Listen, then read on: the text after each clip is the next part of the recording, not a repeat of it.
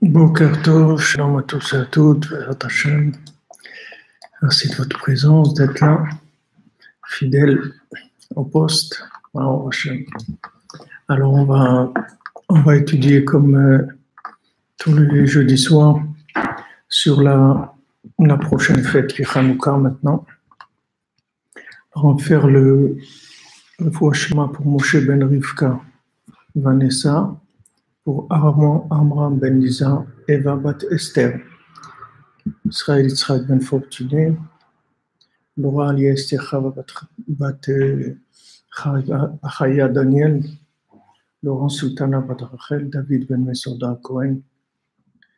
Hashem, qu'Hachem lui envoie Fouachlema à tous les malades, que chacun s'en sorte de là où il est, toutes les maladies s'en sortent de là où il est, toutes les maladies physiques, dans la tête, partout.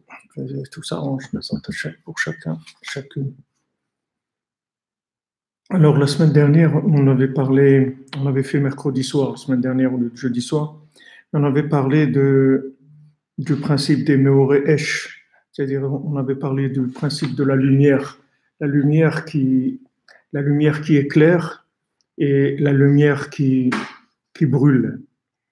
On avait parlé de tout, c'était une question d'intensité, c'est-à-dire que s'il y a un réglage de la lumière, alors la lumière elle donne des forces. Et si maintenant la lumière est trop forte, alors elle brûle. C'est ce qu'on dit que quand il y a trop d'huile, ça éteint la mèche, comme le carburateur dans le moteur. Si le carburateur est déréglé, il envoie trop d'essence, alors ça éteint le moteur. C'est pas en ajoutant qu'on avance plus vite. Il faut que ça soit réglé. Alors il faut achetement aussi pour Sandrine, Janine, Glantine. Alors on est arrivé dans Ilchot Hanouka, la Chadalet. C'est pour ceux qui ont l'écouté à la Chot, c'est à la Chadalet le passage bête, la deuxième colonne, c'est-à-dire le deuxième paragraphe. וזבחינת הנס של חנוכה שהיה דולק מעט שמן, שלא היה בו להדליק רק יום אחד, והיה דולק 8 ימים. Alors, quel est en fait le miracle qu'il y a eu à Hanouka? C'est qu'il y avait une petite fiole d'huile qui, normalement, logiquement, elle ne devait brûler qu'un jour, et elle a brûlé pendant 8 jours. C'est-à-dire que le feu, il n'est pas arrivé à consumer l'huile. L'huile, elle est restée. Malgré qu'il y ait la flamme, l'huile, elle est restée intacte. Il n'y a pas eu de changement dans l'huile. C'est ça le miracle qu'il y a eu. C'est pas... On croit que c'est-à-dire c'est souvent expliqué que on rajoute... C'est le miracle, c'est qu'il y a eu de l'huile qui s'est... il y a eu un miracle que l'huile, il y a eu de l'huile tout le temps. C'est pas qu'il y a eu plus d'huile. L'huile, l'huile, elle n'a pas bougé. C'est juste que la flamme, elle consumait pas l'huile. Ça le ness. C'est qu'il y avait le feu, et le feu, il consumait pas l'huile. Ça, c'est un miracle. C'est ça le miracle. Alors maintenant, comme on avait dit que maintenant, la fête de Hanouka, comme la fête de Purim, c'est en fait les deux fêtes qui ont été mises en place pour nous tenir pendant l'exil, pendant ces 2000 ans d'exil. Comment on allait tenir, avec quoi on allait tenir. Il fallait quelque chose de spécialement adapté à l'exil. Et spécialement adapté à l'exil, c'est ces deux fêtes-là. Alors, par le fait que maintenant, Hachem, il a montré que l'huile pouvait ne pas brûler, alors, il a montré qu'il pourrait résider dans l'âme Israël, avec la Shrina, la présence divine, elle pourrait être parmi nous, et non seulement elle ne nous détruirait pas, mais elle allait nous donner de la vitalité. Alors, ça, c'est un miracle. C'est un miracle. Parce que le problème, c'est que quand quelqu'un, quand quelqu'un ne va pas bien, quand quelqu'un il est dans l'obscurité, il n'est pas bien, il a des problèmes, il y a des solutions pour l'aider. Mais le problème, c'est que ces solutions-là, il ne peut pas les supporter, justement parce qu'il a un problème. Le problème, il fait qu'on ne peut pas le soigner. C'est ça le principal de son problème. C'est que si tu veux le soigner, il va pas tenir. Comment tu vas soigner la personne? C'est-à-dire, tu vas lui donner de la lumière, tu vas lui donner de la vitalité. Cette lumière, cette vitalité-là, elle va le soigner, puisque tous les problèmes qu'on a, c'est des problèmes d'obscurité, c'est-à-dire c'est des problèmes de non-fonctionnement. C'est-à-dire il n'y a pas de connexion, il y a un problème quelque part, il y a un manque de vitalité. Quelqu'un, quand il est dans la dépression, ou il est dans la tristesse, ou même dans des maladies physiques, il y a un manque de connexion entre l'âme et le corps. On n'arrive pas à l'alimenter. Alors maintenant, on peut l'alimenter. On peut créer quelque chose d'artificiel par rapport à ce qu'il est. On peut l'alimenter. Mais le problème, c'est que si on l'alimente avec une lumière qui va le soigner, cette lumière ne va pas le soigner, elle va le détruire. Alors d'un côté, le médicament, il existe, mais d'un autre côté, la personne ne peut pas prendre le médicament. Comme des fois, il y a des gens qui sont malades, d'abord on vérifie si le cœur il marche bien, si des trucs. On ne donne pas des médicaments comme ça. Il faut que ça tienne, il faut que le système y tienne. Et à ce moment-là, on peut donner le médicament. Alors le médicament du monde, c'est la lumière de Dieu, c'est ça le médicament du monde. Tout ce qu'il y a comme problème dans la vie, c'est qu'un manque de vitalité divine, c'est tout. C'est le seul problème qu'il y a pour tout le monde. C'est le même. N'importe quel niveau, que quelqu'un il soit tout à fait en bas ou à moitié ou là où il est. Le seul problème qu'il y a, c'est que Chasser, il manque un petit peu de la lumière divine. Donc normalement, c'est pas difficile. Il faut administrer de la lumière. Il faut le prendre, lui faire passer un stage, le booster avec de la lumière. Et après, il va aller mieux. Ça va s'arranger pour lui. Mais le problème, c'est que cette lumière-là, il peut pas l'intégrer. C'est justement pour ça qu'il est malade. Il est malade de manque de lumière et il est malade aussi qui devient, comme on dit, allergique à la lumière. Devient allergique, comme les principes de rejet, quand on fait des greffes sur des personnes. Il y a des personnes que ils ont besoin des foie ou les reins ou quelque chose comme ça. Et quand on leur met, leur corps, il rejette, il ne peut pas supporter. Il y a des fois où le corps, il accepte, et des fois, le corps, il n'accepte pas, il rejette. Alors la lumière, en même temps, c'est la solution, et en même temps, ça détruit. Ça dépend comment elle est administrée. Alors, quand Hachem nous a donné Hanouka, il nous a montré un miracle. Il nous dit, regardez, je vais faire maintenant, je vais vous envoyer de la lumière. Et cette lumière-là, elle ne va pas utiliser l'huile qu'il y a dans la bouteille. Donc, elle ne va pas vous faire de mal. Parce que la lumière qu'on a maintenant dans l'exil, elle est plus grande que la lumière qu'il y avait à l'époque du temple. Parce qu'à l'époque du temple, ils n'avaient pas besoin d'autant de lumière qu'aujourd'hui.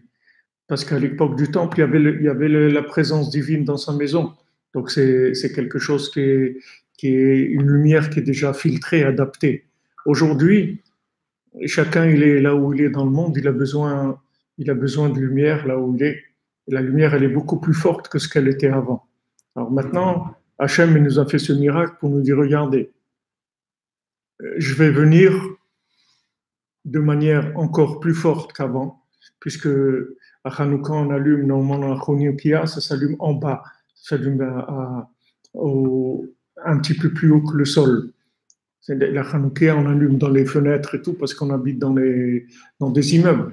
Mais si vous voyez à Jérusalem, dans des endroits où les gens ils habitent au rez-de-chaussée, ils allument la Hanouka devant la maison, dehors. Ça s'allume en bas. Pourquoi? Parce que cette lumière-là, c'est une lumière qui est très spéciale, qui descend dans des endroits où elle descend jamais. Il y a des endroits où la lumière ne descend pas. C'est-à-dire qu'il y a 50 centimètres du sol, ou 1 mètre, toi, Sarat Fahim, 90 centimètres, 1 mètre. Normalement, la lumière d'Hachem, elle ne descend jamais là-bas. C'est des endroits qui sont complètement gérés par les forces négatives. C'est là où il y a tous les rampants, les serpents, les trucs. Tout ça se trouve dans 1 mètre du sol. Parce que là-bas, il n'y a pas de présence divine. Après, il n'y a pas un endroit où il n'y a pas, mais ça veut dire que c'est extrêmement caché. Il n'y a aucune révélation. Il n'y a aucune révélation. Pour ça, par exemple, quelqu'un qui est endeuillé, il doit spécialement s'asseoir là-bas. Il faut qu'il s'assoie à moins de 1 mètre. Il doit, vous voyez des gens, des clochards, des trucs, ils se couchent par terre. Et vous voyez, ils dorment par terre parce que c'est cet endroit-là qui est l'endroit de toutes les forces négatives. Alors tous les gens qui sont découragés, qui ont des problèmes et tout, c'est une expression. On dit voilà, je suis à plat, je suis par terre. Il m'a mis par terre, je suis à plat, etc. Toutes ces expressions, c'est juste, ça exprime le niveau de lumière dans laquelle la personne elle se trouve, c'est-à-dire qu'elle se trouve dans l'extinction. Alors elle dit voilà, je suis à plat, je suis par terre, ça veut dire ça y est, j'ai plus d'énergie. Maintenant, Hachem, il envoie une lumière. Normalement Hachem descend jamais là-bas. Celui qui est tombé là-bas, il doit se débrouiller, il ne va pas sortir de là-bas. Hachem, il ne vient pas le chercher. Et maintenant, à partir de Hanouka, Hachem, il dit, je viens là-bas. Je descends là-bas et je descends de façon palpable dans ces endroits-là. Et le miracle, c'est pas que Hachem, il descend. C'est qu'il descend et ça tue pas les gens qui habitent là-bas. Parce que pourquoi ces gens, ils habitent là-bas? Parce que c'est leur endroit de refuge. C'est là où ils peuvent être. Pourquoi ils sont pas dans d'autres, ils habitent pas dans d'autres endroits? Parce que là-bas, ils peuvent pas vivre dans un endroit normal. Dans un endroit normal, ils peuvent pas. Si vous prenez les Romanichels, aujourd'hui, c'est pas, ils appellent ça les gens du voyage, je sais pas comment on les appelle. À l'époque, ça s'appelait les Romanichels. Parce que ça veut, ils viennent de Roumanie ou des tziganes, ça les appelle, tzigoiners, des tziganes qui viennent de. Alors eux, à une époque, ils ont voulu leur donner des appartements pour vivre. Les gouvernements, ils ont dit, vous n'allez pas habiter comme ça tout le temps, et on va vous donner. Mais ils n'ont pas voulu. Ils peuvent pas. Ils peuvent pas vivre dans une maison. Vous voyez des gens de la ville, par exemple des gens qui habitent à Paris, vous les amenez à la campagne, au bout de quelques jours, et il n'est pas bien. Il ne peut pas parce qu'il a l'habitude de vivre dans une certaine atmosphère, il ne peut pas changer. Très difficile pour lui. Et comme ça, chacun, l'endroit où il est, en général, il choisit l'endroit par rapport à la lumière qui lui convient. C'est cet endroit-là qu'il choisit. Alors Hachem, qu'est-ce qu'il fait à Hanouka? Il descend là où la personne se trouve, il lui amène de la lumière comme il n'a jamais eu dans sa vie, et cette lumière-là, elle ne va pas lui faire de mal du tout. Au contraire, elle va le soigner. C'est ça le Nes de Hanouka. C'est pas que il y a de l'huile qui brûle. C'est au contraire que maintenant il y a une flamme qui vient et l'huile ne brûle pas. C'est-à-dire la personne, elle reste parfaite. C'est-à-dire ça va le soigner. Au contraire, ça va pas lui faire de mal du tout. Ça, c'est la lumière qu'Hachem il a adaptée, il a amenée au monde. Et tout ce qu'il y a eu en fait depuis la création du monde, c'était que pour arriver à la lumière de Hanouka et de Purim. C'est-à-dire, quand on est arrivé à la lumière de Hanouka et Purim, on a terminé de mettre l'histoire. Le monde, il est terminé. C'est-à-dire, à ce moment-là, tout le système d'adaptation des mondes inférieurs par rapport au monde supérieur, c'est terminé. Parce que tout le problème, depuis le début, c'est que la lumière, elle détruisait. C'est ça le problème, depuis le début. Depuis le début, déjà dans ce monde qui a eu le déluge, c'était le début de la lumière, mais elle devait détruire le monde, cette lumière. elle était insupportable par l'homme. Insupportable. Pourquoi les gens ils se comportaient mal à l'époque du déluge? C'est pas que les gens ils cherchaient, c'est pas que les gens ils cherchaient le mal. Il y a personne qui cherche le mal, mais il y a des gens qui sont, comme si vous dites, hyperactifs, des gens hyperactifs physiquement. Il y a hyperactifs dans la tête, dans le cœur. C'est-à-dire que quand il y a trop de lumière, ça rend hyperactif. Pas hyperactif que la personne elle va bouger comme ça, pas les Charlie Chaplin qu'elle va bouger. C'est pas qu'elle va avoir une excitation physique, c'est qu'elle a, elle a une recherche de lumière qui est trop forte par rapport à ce qu'il peut gérer en restant normal. Alors il est obligé d'aller dans des endroits qui sont hors normes, des endroits de destruction. C'est là-bas où il est bien. Il est bien dans les endroits qui le détruisent. C'est là où il se trouve bien. Pourquoi? Parce qu'il a un surplus de lumière qu'il ne peut pas gérer. Et depuis la création du monde, c'est comme ça. Pourquoi il y a eu le déluge? Pourquoi il y a eu la destruction de Sodome? Pourquoi? Toutes les destructions qu'il y a dans le monde, ça vient que de ça. C'est-à-dire que maintenant, la personne, en même temps, elle a besoin de lumière et en même temps, ça la détruit, la lumière. Elle va chercher la lumière, elle ne peut pas se contenter un petit peu. C'est ça qu'on est en train d'étudier. C'est-à-dire on est dans le médicament maintenant. On parle de la maladie. D'abord, on fait le diagnostic. En même temps, on parle du médicament, de Hanouka et de Purim. C'est en même temps le médicament. C'est-à-dire que maintenant, en fait, tout ce qu'on supporte, c'est que pour que Hachem il puisse filtrer la lumière, c'est-à-dire l'amener, la contracter, qu'elle soit pas trop forte. Tout ce que le monde y supporte, c'est que ça. Toutes les destructions qu'il y a eu, Hiroshima et tous les trucs qu'il peut y avoir dans le monde, c'est uniquement parce que toujours la lumière, elle a été trop forte par rapport à ce que l'homme il peut supporter. Donc l'homme, il était attiré par le mal. Qu'est-ce que c'est le mal? La définition du mal. Si on veut définir le mal, c'est quoi? Le mal, c'est de la lumière qui a pas de récipient. C'est ça le mal. Le mal, c'est de la lumière gratuite. C'est-à-dire aller vers la lumière sans être prêt. Par exemple, les gens, ils vont vers des sports extrêmes. Alors le gars, il va dans des montagnes, il prend un petit truc comme un oiseau, comme ça, il se jette de 2000 mètres et après, quand il arrive en bas, tu vois, il est content, il est super content et tout. Maintenant, pourquoi s'il joue dans sa baignoire avec un petit jouet, pourquoi il n'est pas content? S'il a un petit bateau dans sa baignoire et qu'il joue avec, pourquoi il n'est pas content? Pourquoi il faut qu'il fasse ça pour être content? Parce que pour qu'il tire un petit peu de vitalité, il faut qu'il frôle la mort. C'est ça qui lui donne la vitalité. C'est-à-dire, plus il est proche de la destruction, et plus ça lui donne de la vitalité. Alors maintenant, là, tu vois dans un sport extrême, tu vois, c'est pas tout le monde qui peut faire ça. Et heureusement que la plupart des gens, ils vont pas jusque-là. Mais il y a des gens dans le monde, ils sont obligés d'aller faire ça. Parce que sinon, ils vont se suicider. Ils ont rien à faire. Ils ont besoin, c'est ce moment-là qui les tient. Il sait qu'une fois par mois, une ou deux fois par an, un truc, il fait ça et avec ça, il tient toute l'année. C'est les sports extrêmes, c'est-à-dire le gars, il va à l'extrême. Mais dans une formule plus adaptée, tout ce qu'on a besoin de consommer au-delà de ce qu'on a besoin pour nous, ça, c'est le même principe. Quelqu'un, il va manger. Dès qu'il mange plus que ce qu'il a besoin de manger, ça vient de là. C'est-à-dire, en fait, la boulimie, elle vient de là. C'est-à-dire, il a besoin de manger. Pourquoi tu as besoin de manger?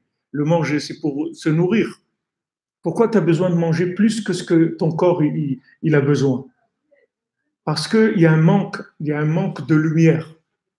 Et quand il y a un manque de lumière, la personne elle va chercher de la lumière dans des endroits où la lumière est gratuite. Quand ça veut dire gratuite, ça veut dire qu'il n'y a eu aucun effort, aucune méthode, aucun récipient pour prendre cette lumière-là. Alors la personne, elle va prendre cette lumière. Mais cette lumière-là, elle est toujours destructrice. Cette lumière, elle détruit. Tout ce qu'on mange plus que ce qu'on a besoin, ça détruit ce qu'on a déjà mangé. C'est pas assez en plus que le corps il va l'éliminer. Tout ce qu'on mange en plus, ça détruit ce qu'on a déjà mangé. Une fois, le Rav Besançon, chez Fouach Lema, Israël Yitzhak Ben Fortuné, il a dit, dans une conférence à Tel Aviv, il a dit qui sont les pays sous-alimentés. Les pays sous-alimentés, c'est l'Europe et les États-Unis. C'est ça les pays sous-alimentés. Pourquoi ils sont sous-alimentés? Parce qu'ils mangent trop. Donc, comme ils mangent trop, en fait, ils ne mangent pas assez. Puisque maintenant, ce que tu manges en plus, ça détruit ce que tu as mangé. Donc, tu ne te nourris pas, tu te détruis, en fait. Qui est-ce qui est bien nourri? C'est celui qui mange juste ce qu'il a besoin. Vous ne savez pas ce que vous devez manger, allez voir un diététicien, il va vous faire des analyses de sang, des trucs. Après, il va dire voilà ce que vous devez manger. Voilà les quantités, voilà quoi, voilà le truc, et c'est tout. C'est ça que vous devez manger. Mais le problème, c'est que la personne, elle ne mange pas parce qu'elle veut se nourrir. Elle mange parce qu'elle a besoin de lumière. Mais cette lumière-là, elle tue la personne. C'est une lumière qui tue. Et ça, c'était depuis la création du monde, c'est comme ça. C'est-à-dire, quand Hachem, il a créé le monde, il l'a créé aussi 7 fois avant qu'il tienne. Il se détruisait le monde tout le temps. Il créait le monde et dès qu'il y avait un peu de présence divine, Hachem, il a retiré le monde. Il a retiré sa lumière pour créer le monde, ce qu'on appelle le néant. C'est-à-dire, il a fait le néant. Dans le néant, il a créé le monde. Mais dans ce néant-là, il y a une présence divine. Sinon, le monde, il servirait à rien. Mais à peine il rentrait un petit peu de présence divine, le monde, il explosait. Donc, il a fait ça 7 fois, jusqu'à ce que le monde, il tienne. Mais il a tenu, mais seulement il a coûté après. C'est pas parce qu'il a tenu que c'était terminé. C'était juste le début de la deuxième étape. Et il a fallu qu'il y ait le déluge. Il a fallu que tous ces gens-là, ils meurent. D'où ils sont morts, ces gens-là? Et trop de lumière. Donc, comme il y avait trop de lumière, les gens, ils allaient uniquement vers la consommation, que vers les plaisirs, c'est tout. Il n'y a rien qui les intéressait. Ils étaient attirés uniquement par le plaisir, c'est tout, c'est la seule chose. Et ça, donc, on pouvait aller nulle part avec ça. Donc, il y a eu la destruction. Après, il y a eu Sdom. Après, il y a eu même Matan Torah. Même quand Hachem, il a donné la Torah, c'était insupportable. La lumière de la Torah, elle était insupportable. Il fallait aller faire le veau d'or. Il fallait faire le veau d'or. Et avec ça, tu peux comprendre toutes les contradictions que tu peux avoir dans ta vie. Toutes les contradictions que tu peux avoir dans ta vie, tu vas les comprendre avec ça. Des fois, des gens, ils ont un événement heureux dans leur vie. Ils se sont mariés, ou ils ont un petit enfant, ou quelque chose. Et tu vois qu'après, il fait des bêtises. La personne, elle fait des bêtises. Et pourtant, elle a eu un événement heureux. C'était bien. Mais cet événement, c'est trop pour lui. Comme c'est trop pour lui, alors il est obligé d'aller vers une soupape. Cette soupape-là, c'est qu'il va faire des bêtises. Avec ces bêtises-là, il va rééquilibrer le trop de lumière qu'il a eu. C'était trop pour lui. Cette réussite, elle était trop forte. Donc ça l'a détruit. Vous prenez la plupart des artistes, s'ils réussissent dans leur truc, il faut qu'ils se détruisent après. Il ne peut pas rester, parce qu'un homme normal, c'est pas un artiste. Un homme normal, c'est pas une vedette d'Hollywood, une vedette de la chanson ou un truc comme ça. C'est pas un homme normal, il n'est pas fait pour ça. Un homme normal, il peut être connu dans sa maison ou son village ou truc, mais il n'est pas fait pour être comme les Beatles ou un truc comme ça. Un homme normal, il ne peut pas avoir un succès comme ça. Donc ce succès-là, il va le détruire. C'est comme ça, tout ce qu'il y a dans le monde, c'est comme ça. La fin de cette chose-là, c'est venu avec Hanouka et Purim. Hanouka et Purim, ça veut dire que maintenant, Hachem, il a trouvé la solution. C'est pas qu'Hachem, il n'avait pas la solution. Hachem, il avait la solution. Mais il n'y avait pas assez, en bas, il n'y avait pas assez de demandes pour pouvoir fournir une lumière adaptée. La lumière, elle ne pouvait pas être adaptée parce que la demande, elle n'était pas assez forte. Il n'y avait pas assez de demande de l'homme. Et quand c'est arrivé Hanouka, alors c'est là où il y a eu l'équilibre parfait qui s'est fait entre la présence divine, les capacités de l'homme de gérer la présence divine, et Hachem, il peut venir dans le monde de façon révélée, et il n'y a plus personne qui va mourir. Au contraire, les gens, ça va leur donner de la joie, ça va leur donner de la vitalité, ça va leur donner envie de servir Dieu. Ça ne va pas leur donner envie d'aller faire des bêtises.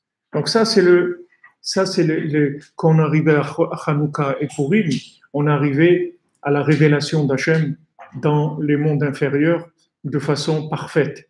C'est-à-dire, c'est l'équilibre parfait entre l'homme dans sa vie normale, parce que il faut une vie normale. Si maintenant on sort de la norme, alors c'est plus quelque chose qui est intéressant. Si on sort de la norme, c'est pour ça que Hanouka et Purim, c'est pas des fêtes où vous avez besoin de quelque chose d'extérieur. C'est-à-dire, vous pouvez travailler, vous pouvez rouler en voiture, vivre tout à fait normalement. Il n'y a aucune contrainte. Maintenant, vous voulez la lumière de Pessah, hein, ça va vous coûter cher en argent, et pas manger du chamet, les trucs et tout, nettoyer la maison. Il y a beaucoup de mises en conditions extérieures pour pouvoir entrer dans cette lumière-là. La lumière de Sukkot, c'est la même chose. C'est-à-dire, ça va demander beaucoup d'efforts à l'homme pour pouvoir avoir un petit peu de cette lumière. Et s'il ne fait pas d'efforts, il n'aura rien du tout. La lumière de Hanouka, c'est une lumière sans effort. Hachem, il descend lui-même en bas. Il descend en bas. Il n'y a pas besoin de faire des efforts. Il y a besoin, c'est une lumière, on a besoin juste de vouloir, de le faire avec l'amour, avec on est content d'être avec Hachem, c'est tout. Maintenant, si tu n'arrives pas à faire des efforts à Hanouka, c'est pas nécessaire. C'est écrit que Hanouka, c'est Hachem qui vient visiter le malade. Comme la paracha, comme c'est écrit pour Abraham Avinu. C'est exactement le même principe que Abraham Avinu. Abraham Avinu, il a fait la Brit Mila et Hachem, qu'est-ce qu'il a fait? Il lui a enlevé les invités. Pour pas que des gens ils viennent le déranger, il venait d'avoir son opération de la Brit Mila pour qu'il se soigne, qu'il puisse se reposer tranquillement. Lui, il avait l'habitude que tout celui qui passait, il l'invitait. Alors Hachem, il lui a enlevé ça, c'est-à-dire il a fait qu'il fasse très chaud pour pouvoir éloigner les invités. Donc il n'avait pas d'invités. Et comme il a vu maintenant qu'il avait plus mal de ne pas avoir d'invités que de l'opération qu'il a eue, donc il lui a envoyé les anges. Mais c'est exactement ce qu'on est en train de dire maintenant. C'est-à-dire, quand maintenant Hachem, il a fait la connexion avec Abraham Avinu, de l'alliance, donc c'est devenu quelque chose d'extrêmement puissant. L'homme lié à Dieu, c'est quelque chose de très fort. Officiellement maintenant, c'est pas quelqu'un, il a des plans mystiques dans sa tête ou des trucs comme ça. Non, c'est officiellement une méthode qu'Hachem, il dit, voilà, maintenant, tu vas te lier à moi dans ta chair, je vais te dire comment te lier à moi. Alors maintenant, tu vas être lié à moi. Alors, ça fait monter à un niveau extraordinaire.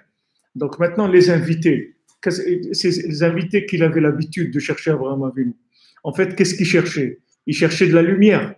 En hébreu, un invité, ça se dit oréach, d'accord? Qu'est-ce que c'est oréach? Le mot oréach, c'est or, chet. C'est ça un oréach. Un invité, c'est la lumière de la 8e dimension. En fait, quand tu invites quelqu'un chez toi, c'est que tu cherches une lumière que tu n'as pas. C'est pour ça que tu amènes un invité. Pourquoi tu dis à quelqu'un, allez, viens manger chez moi et tout? Qu'est-ce que tu as besoin? Tu as un restaurant du cœur, tu n'as rien à faire, tu t'ennuies. Pourquoi tu invites quelqu'un à manger chez toi? Quelle est la raison pourquoi tu l'invites? Tu l'invites parce que tu es en manque de lumière. Alors, l'invité, c'est quelqu'un qui t'amène une lumière de l'extérieur. Orchet, l'invité, c'est quelqu'un qui amène une très grande lumière. D'ailleurs, il y a une sikha, il y a une histoire que Rabbi Nachman raconte sur Hanouka. Le premier soir, il y a un invité qui rentre chez le Balabayit, il y a un invité qui rentre chez quelqu'un et il parle avec lui, après il le prend, il l'emmène et il s'envole avec lui dans le ciel, après il le ramène, et après il s'envole avec lui, etc. Il y a une histoire qui est c'est dans Chayei Moharan, c'est le passage 80 ou 81 dans Chayei Moharan. En français, c'est le livre, il s'appelle Tzadik, je crois. Mais je crois qu'ils l'ont retraduit maintenant, qui s'appelle Chayei Moharan, la vie de Rabbi Nachman. Alors là-bas, il raconte cette histoire-là du premier soir de Hanouka. Le premier soir de Hanouka, il se passe cette chose-là. Alors Abraham Avinu, maintenant, lui, il avait l'habitude de prendre la lumière. Hachem lui a dit, maintenant que tu as fait la Brit Mila, tu vas plus faire comme ça. Tu vas pas commencer à chercher des gens toute la journée à les inviter. Ça y est, ça. Maintenant, tu es connecté, tu vas rentrer dans quelque chose de beaucoup plus équilibré. Tu vas te calmer, tu as plus besoin d'aller chercher tout le temps de la lumière. Parce que même lui, il avait ce problème-là. Il avait besoin tout le temps. Il avait besoin tout le temps de lumière nouvelle pour continuer. Donc là, vous voyez des gens, ils ont besoin de faire plein de choses, des trucs. Et des gens, ils disent, ouais, mais parce que je dois travailler, tu comprends pas, je dois gagner ma vie. Combien de gens, ils ont de quoi vivre, même s'ils vivent 1000 ans, ils ont de quoi vivre. Et pourtant, ils ne s'arrêtent pas de travailler. Ils ne s'arrêtent pas de faire des affaires et des affaires et des affaires et encore et encore. Pourquoi tout ça? Parce qu'il y a un manque, c'est tout. Il y a une frustration. Il y a besoin de lumière. C'est ça qu'ils cherchent. Il y a besoin de lumière. C'est la chose qu'ils cherchent. Alors, le Hanouka et Purim, c'est un moment, c'est-à-dire ça a été un moment, en fait, c'est en même temps l'exil, c'est-à-dire on est rentré dans l'exil, mais en même temps, cet exil-là, on a la solution pour l'exil. Et en fait, on a la solution pour la délivrance. C'est pas que pour tenir dans l'exil, c'est la solution de la délivrance. La solution de la délivrance, c'est de pouvoir se contenter de ce qu'on a et que ça nous donne de la plénitude. Tu n'as besoin de rien. Tu vis simplement et tu es bien. Tu vis simplement et tu es bien. Tu manges un petit peu, tu es bien. Pas besoin tout le temps d'avoir des trucs à manger toute la journée, à boire et à manger sans arrêt. Pas besoin. Pas besoin, tu es bien. Tu es bien. Tu as mangé un petit peu, tu es bien. Tu as un petit peu d'argent, tu es bien. Tu as un petit peu tu as un petit sourire de ta femme de temps en temps, suffit, ça va. Pas besoin de tout, que ça soit tout le temps, des trucs, tout le temps des choses vagabondes. Ouais, pas besoin tout le temps des trucs hyper actifs, hyper ça, hyper marché, hyper truc. Pas besoin de hyper. Simple. C'est pour ça que Rabbeinu,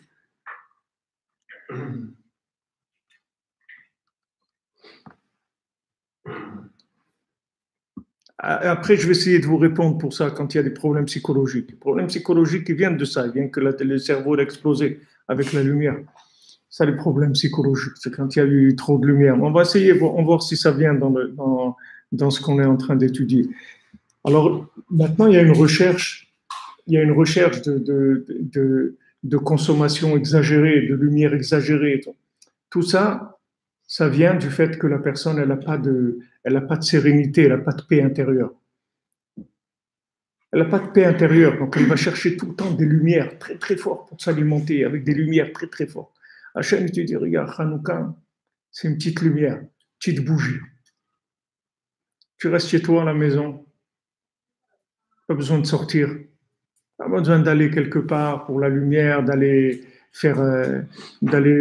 monter d'aller grimper sur l'Himalaya ou d'aller traverser la Manche à la nage ou des trucs comme ça. Tu n'as pas besoin de faire des trucs incroyables pour avoir un peu de satisfaction, un peu de joie. Tu vas rester simple, dans la plus grande simplicité, et là-bas, tu vas être bien. Pour nous, c'est presque anachronique. C'est des trucs pour nous, le monde de la consommation, il cherche toujours des trucs qui sont... Il faut toujours plus, parce que sinon, ça ne va pas marcher. Même le téléphone, le téléphone, normalement, il est fait pour téléphoner ou dire quelques trucs, mais tout le temps, il faut qu'il cherche tout le temps, plus. Sinon, la personne, elle va arrêter de travailler. Elle va arrêter de fonctionner dans la société, elle ne va plus rien faire. Si tu as quelqu'un d'heureux et de joyeux, il n'a pas besoin de grand-chose. Quelqu'un, il n'a pas besoin de grand-chose. Tu vois l'homme simple, il a le cordonnier, il fait ses chaussures à trois coins, tout, mais il a besoin de rien, le bonhomme. Il a besoin de rien. Il a une tranche de pain et de l'eau, il y a tout dedans. Il a tous les goûts qu'il veut, tous les plaisirs du monde, il les a dans son pain et dans son eau. Alors que son ami, qui est un génie, il n'est jamais satisfait. Il est docteur, il est maître en philosophie, le plus grand orfèvre du monde, le plus grand couturier du monde. Rien. Il est toujours angoissé. Il n'est jamais bien. Mais c'est pas parce qu'il est jamais bien, c'est pas parce qu'il lui manque quelque chose. C'est parce que la lumière qu'il prend, elle le détruit. Au lieu que cette lumière, elle le nourrisse, elle le détruit, comme le manger. C'est-à-dire, tu crois que si quelqu'un il mange plus, il va avoir plus de force?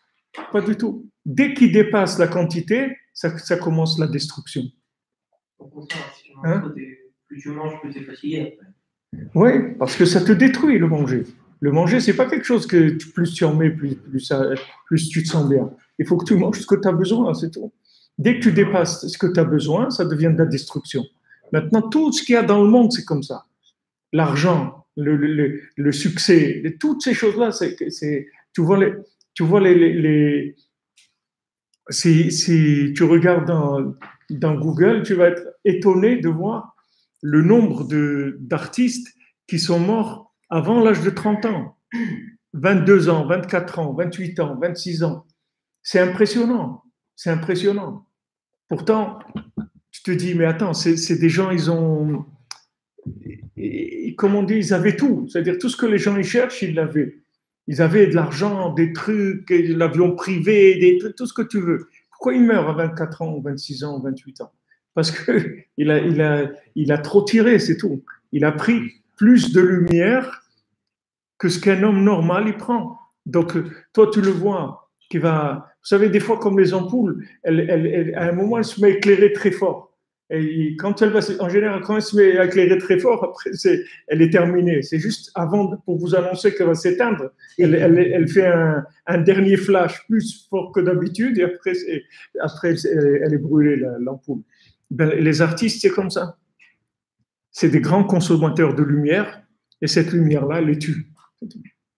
Comme tout ce qu'il y a dans le monde, le manger, l'argent, tout ce qu'il y a dans le monde, ça tue. Quand c'est pas dans dose prescrite, ça tue. Maintenant, chacun il a sa dose. Et quelqu'un qui pèse 120 kilos doit manger comme ça. Quelqu'un qui pèse 60 kilos doit manger comme ça. Chacun il mange ce qu'il a besoin. Dans l'argent, c'est pareil. Chacun selon ce qu'il a besoin dans sa vie, par rapport à son âme, ce qu'il doit faire dans ce monde. Il a besoin d'argent plus ou moins. Mais c'est pas tout le monde qui a besoin d'être riche. Pas du tout. Il y a des gens, si tu les rends riches, c'est comme ça que tu vas les tuer. Comme ça que tu vas les tuer. Quand David Amelech, avant de mourir, il a dit à Shlomo, il y avait un de ses ennemis qui lui avait fait beaucoup de mal à David Amelech.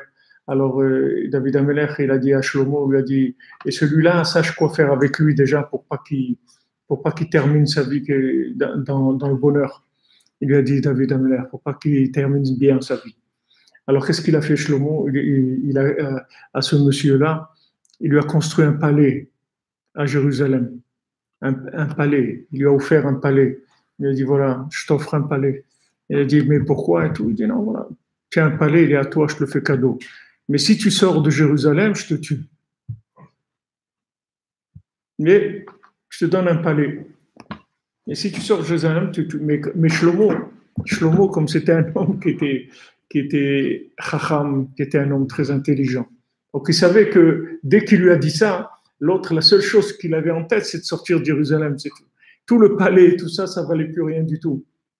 Ça valait plus rien. La seule chose qui maintenant, l'idée fixe, c'était ça. Donc, bien sûr, il est sorti de Jérusalem et il l'a tué. Alors, la société de consommation, c'est comme ça qu'elle marche. C'est-à-dire comment elle tue ce qu'on a par le fait qu'elle amène quelque chose qu'on n'a pas maintenant. Maintenant, il va sortir l'iPhone, je ne sais pas, 10 ou 12. Alors, dès que ce iPhone-là, il sort, le iPhone que tu as, il ne vaut plus rien. Il est mort, c'est fini. Mais comment ça se fait? Il y a un mois, il était super. Il y a 6 mois, il était super. Qu'est-ce qu'il a eu? Non, il n'a rien eu. C'est que le fait qu'il a sorti un maintenant. D'ailleurs, tu ne peux pas acheter encore. C'est bizarre parce qu'il y a toujours des trucs, des fuites, soi-disant. Il y a eu une fuite chez Apple, une fuite chez Samsung. Voilà justement ce qu'on est arrivé à voler de ce que ça va être le problème. Mais c'est eux qui font, il n'y a qu'une fuite du tout. C'est leur publicité, c'est tout. Ils font la publicité comme ça. Et tu vois, le prochain Samsung, il va être pliable. Waouh, pliable, les trucs. Ça y est, maintenant, quand il va sortir, si tu n'as pas un téléphone pliable, tu n'as plus de téléphone, tu n'as plus rien. Il est mort ton téléphone. Il est mort. Il ne vaut plus rien. C'est fini. Tu vas le regarder comme un truc qui ne vaut rien du tout. C'est comme ça qu'il fonctionne le système. Le système, il te présente quelque chose de très fort et avec ça, il tue ce que tu as. Comme ça, c'est alors Hachem, il a envoyé la solution à ça, qui est juste le contraire. C'est juste le contraire de ça. C'est-à-dire, il te dit, voilà, tu vas avoir une flamme, que cette flamme-là, elle ne va pas consommer l'huile. La flamme, elle va brûler, et tu vas regarder la fiole, il y aura toujours de l'huile dedans. Ça ne va jamais bouger. Le niveau d'huile, il baissera jamais. C'est-à-dire que je vais te donner une vitalité avec de la lumière, de la vraie lumière, c'est-à-dire pas la lumière qui est habillée dans les plaisirs de ce monde, de la vraie lumière divine. Et cette lumière divine, elle ne va pas te consumer du tout. Elle ne va pas te consumer. Tu vas être joyeux, tu vas être bien avec cette lumière-là. Tu n'auras pas besoin de beaucoup et tu vas te sentir bien. Tu ne seras pas tout le temps frustré comme ça. Tandis que la lumière, quand elle passe par les plaisirs de ce monde, il y a une frustration permanente. Parce que, en fait, tu n'es jamais satisfait. Tu crois que maintenant, parce que tu as acheté le dernier modèle du iPhone, alors tu crois que ça va durer quelques temps. Ça dure quelques heures, quelques jours peut-être. Puis après, ça y est, ça rentre dans la norme. En attendant que le prochain modèle sorte et que tu payes encore 600 €, 800 € ou 1000 € pour avoir le nouveau téléphone. Et ce nouveau téléphone, bien sûr, il a détruit complètement le goût de celui qu'il y avait avant. Alors, ce système, en fait, ce problème-là, c'est un problème inhérent à la création du monde. C'est pas que nous, on a ce problème-là.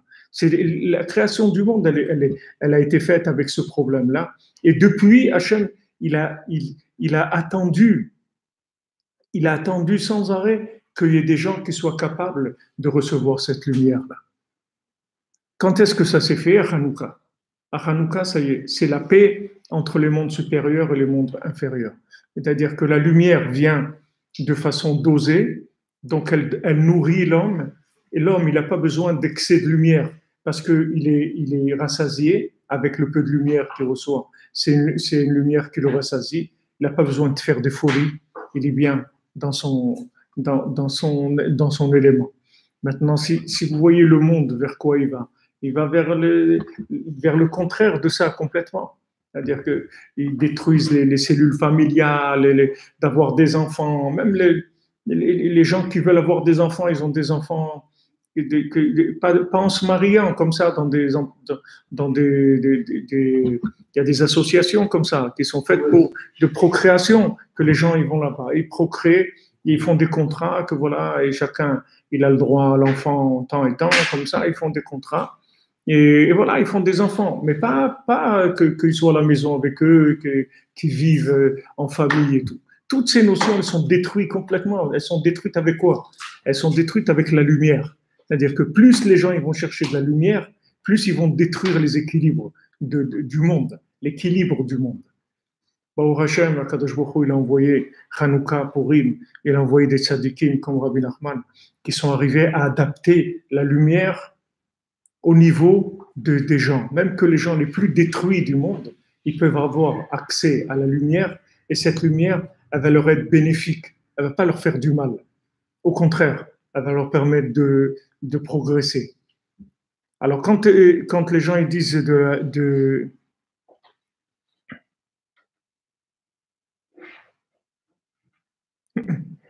les gens ils disent voilà, celui-là il a un problème, il va trop faire des choses, il veut faire des choses qui sont trop extrêmes et il est déséquilibré et tout. Le déséquilibre il vient de là. Il vient du fait que la personne elle n'a pas trouvé une lumière adaptée, donc elle va chercher une lumière qui est trop forte par rapport à ses récipients, et cette lumière elle va lui faire un petit flash momentané, mais elle va le détruire complètement. Comme la drogue, comme toutes ces choses-là, qui sont des choses extrêmes, que la personne, elle est obligée de se détruire, elle n'a pas le choix. Elle est obligée de se détruire. Elle n'a pas un choix. Elle est arrivée à un niveau de recherche que il y a plus de satisfaction avec la vie simple. La vie simple, ça lui dit rien du tout. Mais qui est-ce qui fait ça? C'est la société qui fait ça. C'est pas le Ben Adam, c'est pas l'individu. C'est la société qui crée ces maladies-là. C'est la société qui crée ces maladies que les gens, ils s'autodétruisent, ils vont vers des choses qui vont les détruire, mais ils ne peuvent rien faire. Ils ne vont pas sortir de la société, on est obligé aussi. C'est du fait de travailler. On ne peut pas dire, vous avez la volonté de vous détacher un peu. Et si par contre vous vous détachez un peu, bah, vous êtes fini parce que vous ne pouvez pas. Vous avez un travail, vous avez des obligations. Même un petit loyer, un petit truc. Si vous vous dites, moi je me détache un peu, après la société va prendre le dessus et ça peut vous éteindre. Donc on est obligé de rester sans quand même. Non, mais ici on parle pas de sortir, on parle au contraire de rentrer, mais de façon constructive. C'est-à-dire que c'est quelque chose qui va nous amener à nous construire, pas nous détruire. Qu'on va se construire avec ça. Normalement, si la société, elle cherchait l'intérêt de l'être humain, normalement, il ne devrait y avoir aucune télévision qui marche la nuit. Normalement, à 8 heures du soir, tous les programmes télévisés devraient être interdits. Pourquoi des gens ils restent, il va aller à travailler, il va se lever à 6 heures du matin, et tu vois, à 1 heure du matin, il est en train de regarder des films encore. Mais ça, c'est tuer les gens. Ça tue les gens. Et les films, de quoi ils voient? Des films que jamais de sa vie il va arriver à ça. Il se remplit de trucs, de fantasmes, complètement, de fantasmes dans tous les domaines. Et après, quand il va travailler, il va comme un pauvre type, comme ça. Il se sent nul, comme ça. C'est normal si tu as vu des films, que c'est tous des gens qui n'existent pas, en fait. C'est que des gens qui n'existent pas. C'est-à-dire, ces gens-là, ça n'existe pas. Des gens des films policiers ou des films de western, tous des gens, ils n'ont jamais existé. Tu prends Clint Eastwood, il est tranquille, il a fait des millions, et c'est un grand-père, il vit tranquille, il est pas.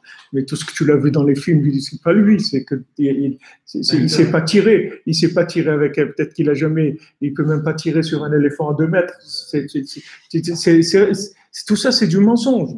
Mais seulement, ça met des images de choses très très fortes. Après, la personne, elle va là-dedans, elle cherche ça. Elle cherche de la lumière. Parce que ces choses-là, ça détruit ce qu'il a à l'intérieur. Si maintenant les films, c'était des films simples, que tu prends, je sais pas, comme des films qu'il y avait avant, avec des gens simples qui font rigoler les gens, ou des trucs comme ça. Hein? Louis de Funès. Ouais, Louis de Funès, ou Fernandel, ou je sais pas. Fernandel, des trucs comme ça. Qu'est-ce qu'il faut regarder aujourd'hui un film de Fernandel? Si quelqu'un regarde un film de ça, c'est qu'il est fou déjà. Il faut qu'il regarde des trucs avec en même temps des fusées, en même temps des trucs, en même temps un mélange d'êtres humains et de trucs complètement de science-fiction. Il faut beaucoup de choses. Beaucoup de choses. Sinon c'est pas un film, il ne va jamais marcher son film. Si tu prends un film d'une famille qui va travailler, qui mange, il ne va rien se passer, même si ça fait rigoler un petit peu, mais ça ne va rien amener. Il faut des trucs très très forts et de plus en plus forts. De plus en plus fort. Le cinéma aujourd'hui, il utilise beaucoup plus de choses qui sont truquées que de montage. On va plus vers ça. C'est-à-dire, aujourd'hui, quelqu'un il va être beaucoup plus attiré par quelque chose qui a été fait de façon électronique que quelque chose de vrai. Même aujourd'hui, l'artiste lui-même, il perd de la valeur parce que les gens avec les procédés qu'il y a de graphisme, ils peuvent arriver à créer des personnages qui sont beaucoup plus intéressants que les vrais personnages. Donc même ça, c'est-à-dire tu vas arriver à un moment où tous les films, ça va être que de la création graphique, électronique, c'est tout. Il n'y aura pas besoin d'être humain parce que ces personnages-là, ils vont être beaucoup plus. Parce que tu ne pourras pas trouver un être humain qui aura toutes ces qualités-là dans la personne. C'est-à-dire, ils peuvent construire une personne avec toutes les qualités qu'il y a de sensibilité, d'amour, de gentillesse, en même temps qu'il soit très fort, en même temps, tout, ils peuvent te le mettre dans un personnage, que ce personnage-là, physiquement, il n'existe pas, il ne pourra jamais exister. Il y avait les artistes qu'on fait comme s'ils avaient un plus par rapport aux gens. Ils étaient un peu plus que la norme. Mais là, c'est pas un peu plus. Ça, c'est des personnages complètement imaginaires et ça dérange personne. Le principal, c'est que la personne, elle voit quelque chose qui la dépasse complètement, qu'elle est à un moment où elle est aveuglée par des choses extraordinaires. Et voilà, c'est avec ça qu'elle vit. En fait, le but de tout ça, c'est la destruction des individus. C'est pas du tout la construction. C'est pas du tout la construction parce que quand il te montre des choses comme ça, après, il peut faire de toi un esclave du travail. Parce que tu as une sensation de nullité incroyable quand tu vois ces choses-là. Quand tu sors d'un film, c'est vrai que tu as passé un moment où tu as vu un film, mais l'effet qui te fait le film sur toi, c'est pas, ne crois pas que le film il est fait pour te donner des ailes. Le film il est fait pour t'écraser, pas pour te donner des ailes. Pour que quand tu finis de regarder le film, tu acceptes ta médiocrité de vie et que tu dises rien du tout en attendant le prochain film, c'est tout. Et après, tu es obligé de payer. C'est comme la drogue, c'est la même chose. C'est-à-dire, tu es obligé de venir payer pour une autre dose. Et si tu n'as pas cette dose-là, tu ne peux pas vivre.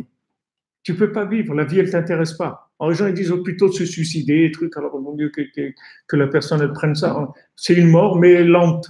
L'autre, c'est rapide. Ça, c'est un peu plus lent. Ça met quelques années. Mais tout le principe, si vous voulez, de fonctionnement de la société, c'est-à-dire que quand nous, on s'est battu contre les Grecs, on s'est battu contre ça. La lutte des Hashmonaïm contre les Grecs, c'est ça la lutte de ces gens-là contre les Grecs. La Grèce, c'est ça. Les Jeux Olympiques, c'est ça. Les Jeux Olympiques, c'était au début, à leur époque, mais c'est le principe du cinéma, du Superman. Je ne suis pas Superman, je suis un pauvre type comme tout le monde, c'est tout. Normal, c'est tout. Non, il y a Superman, il y a Superstar, il y a super truc, il y a tout super. Et tout ça, pourquoi? Pour amener la personne à s'écraser complètement. Alors, ils viennent ces Hashmonaïm, là, cette famille-là de Kohanim, de Hashmonaïm, et ils te montrent complètement le contraire de ça, c'est-à-dire l'opposé de ça. D'abord, dans le nombre, ils ne sont pas nombreux du tout. C'est-à-dire déjà, tu te dis, ils n'ont aucune chance, ils sont quelques personnes. Qu'est-ce qu'ils vont faire? Non, quelques personnes. Ces personnes-là, elles ont eu la possibilité d'attirer une force d'Hachem et avec ça, de faire tout ce qu'il y avait à faire. En étant simple, en étant des gens simples, je peux attirer une force d'Hachem qui est plus grande que tous les films et que toute la fiction, que toute la science-fiction, que tout. Tu peux vivre dans la simplicité beaucoup plus que dans la fiction. Des choses beaucoup plus fortes et beaucoup plus élevées que la fiction. Et dans la simplicité, tu vois le tam, ce cordonnier, le pain, il prend du pain et ce pain-là, en fait, il y a tout dedans. Il y a de la viande, du poisson, des fruits, ce que tu veux, tous les goûts du monde.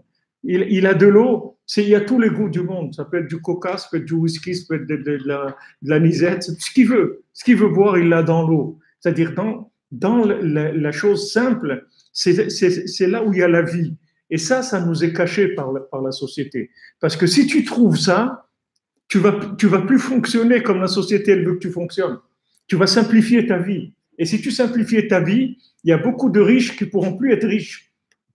Parce qu'eux, ils s'enrichissent sur des gens avec l'industrie du cinéma et de la musique et de l'art qui donnent conscience aux gens d'être nuls. Mais si tu arrives à trouver ton plaisir dans de la simplicité, mais c'est la fin de la société de consommation, c'est fini. C'est fini, tous ces systèmes ils s'écroulent. Si tu crois qu'ils vont te laisser, ils ne vont pas te laisser. Ils ne vont pas te laisser. Et si tu veux créer des systèmes simplifiés, la société, elle fait la guerre à ça. Elle fait la guerre, elle les tue même, les gens. Si des gens ils veulent mettre ça en place. Si les gens ils veulent faire des communautés simplifiées où ils ont une ferme, et avec ça, il y a 10 familles qui vivent. Il n'y a pas besoin de beaucoup de choses. Vous regardez en Israël, il y a des kibbutz, les gens ils vivent très très bien. Et ils travaillent 6 heures par jour, c'est tout. Ils travaillent 6 heures par jour, ils n'ont rien. Le seul truc qu'il y a, c'est qu'ils n'ont rien, c'est tout. Il n'y a rien qui leur appartient. Ils mangent, ils dorment, ils ont un truc, ils ont une voiture aussi qui appartient aussi au kibbutz et tout. Et les gens, ils vivent simplement, c'est tout. Il n'y a pas besoin de tout ça. Bon, même là-bas, il y a beaucoup de choses dans ce système qui est rentré, qui est aussi négatif. Mais dans la simplicité, c'est là où il est le bonheur. Rabbi Nachman, il te dit, voilà, regarde, j'ai cherché, j'ai été au maximum de la compréhension que quelqu'un peut arriver dans ce monde. Il le dit, Rabbi Nachman. Il dit, il n'y a jamais personne qui a compris ce que j'ai compris dans le monde. Et je te dis, voilà, que la chose la plus élevée qui existe, c'est la simplicité. C'est tout. Cherche la simplicité, c'est là où il y a tout. Tout se trouve dans la simplicité. Va vers le simple, tu verras qu'il y a tout. Et si tu vas vers le compliqué, tu ne vas jamais terminer. Tu ne vas jamais terminer. Tu vas être dans une frustration terrible. Jamais tu vas terminer. Et si tu trouves, tu vas trouver encore plus de frustration. Pourquoi la Torah elle te dit quelqu'un qui a 100, il veut 200. Quelqu'un qui a 200, il veut 400. Voilà, il y a aux États-Unis, il a gagné quoi? 1 milliard ou 1 milliard 600 millions de dollars à la loterie. Alors, ils ont préparé déjà un psychologue, ça y est, le gars, il est déjà malade. Avant qu'il sache qui c'est, déjà, c'est sûr qu'il va tomber malade. C'est sûr. Qu'est-ce qu'il peut faire quelqu'un avec 1 milliard 600 millions de dollars comme ça, qui lui vient d'un coup? Surtout si c'est un homme simple qui va lui revenir quelque chose, ça va lui exploser sa tête complètement. Donc, c'est déjà prévu. Le psychologue, investisseurs et trucs et tout, ils ont déjà, parce que c'est normal, ils savent que quelqu'un qui reçoit quelque chose comme ça va le détruire. En fait, toute la société, elle fonctionne comme ça. Alors nous, à Hanouka, on s'est battu contre ça. On s'est battu contre cette chose-là. Et s'il n'y avait pas eu Hanouka, le monde nous aurait avalé complètement. Il n'y aurait aucune chance, ça aurait été terminé. S'il n'y avait pas eu ces Hashmonaïm-là. Alors, ces Hashmonaïm, ils ont comme le mot Hashmonaïm, c'est Chet, il y a Chet et Shmoné aussi. C'est tout autour de 8e. C'est la 8e dimension. C'est quelque chose de très élevé. Très, très élevé, mais qui vient dans la simplicité. C'est-à-dire pour te montrer qu'en fait, ce qui est le plus élevé, ça vient toujours dans la simplicité.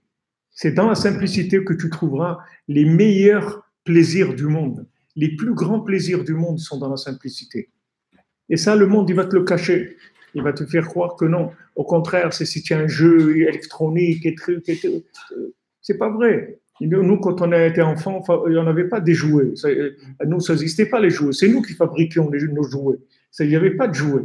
On prenait du bois de là, des trucs et tout. Mais on n'avait pas besoin de jouets. Ils n'avaient pas besoin des Fisher-Price, des trucs électroniques qui fait du bruit avec des lumières, pas besoin de ça du tout. Avec des morceaux de bois, on achetait des roulettes, des trucs. C'était ça, les jeux.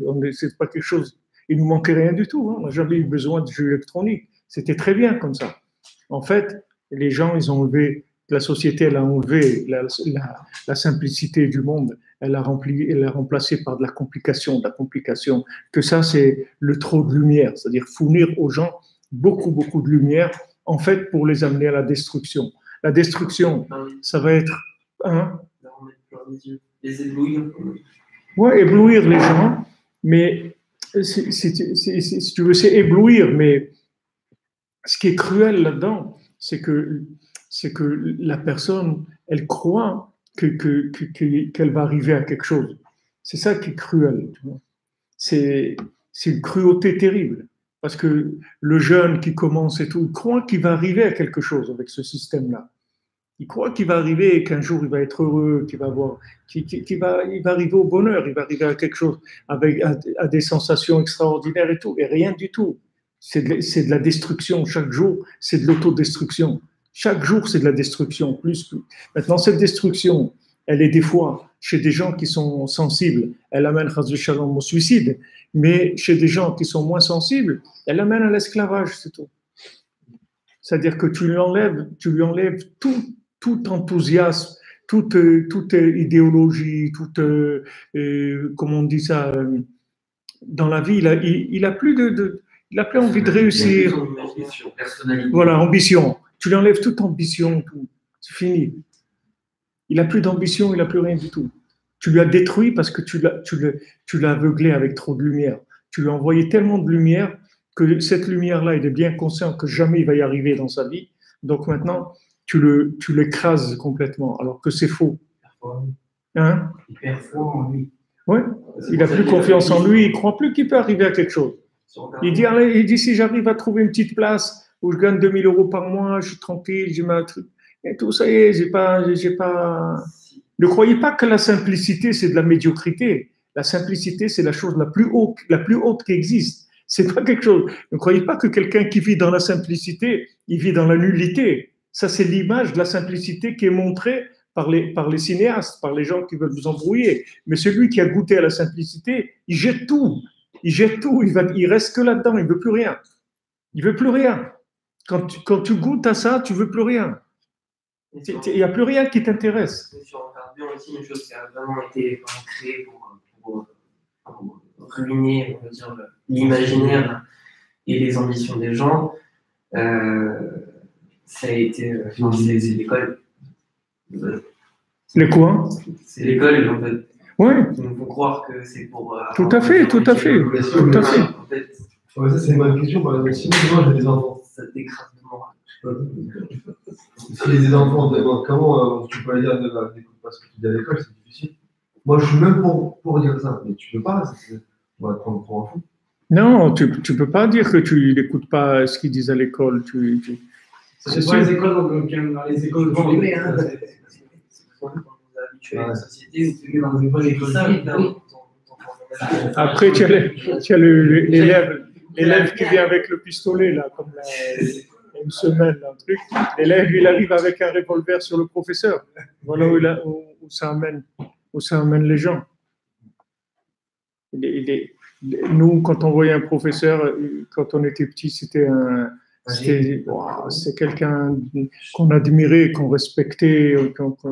Regarde le gars avec un revolver, même s'il n'était pas vrai, mais c'est une image, ça montre qu'il veut tirer sur le professeur. Qu'est-ce qu'il a fait, ce pauvre professeur? Il vient, il travaille.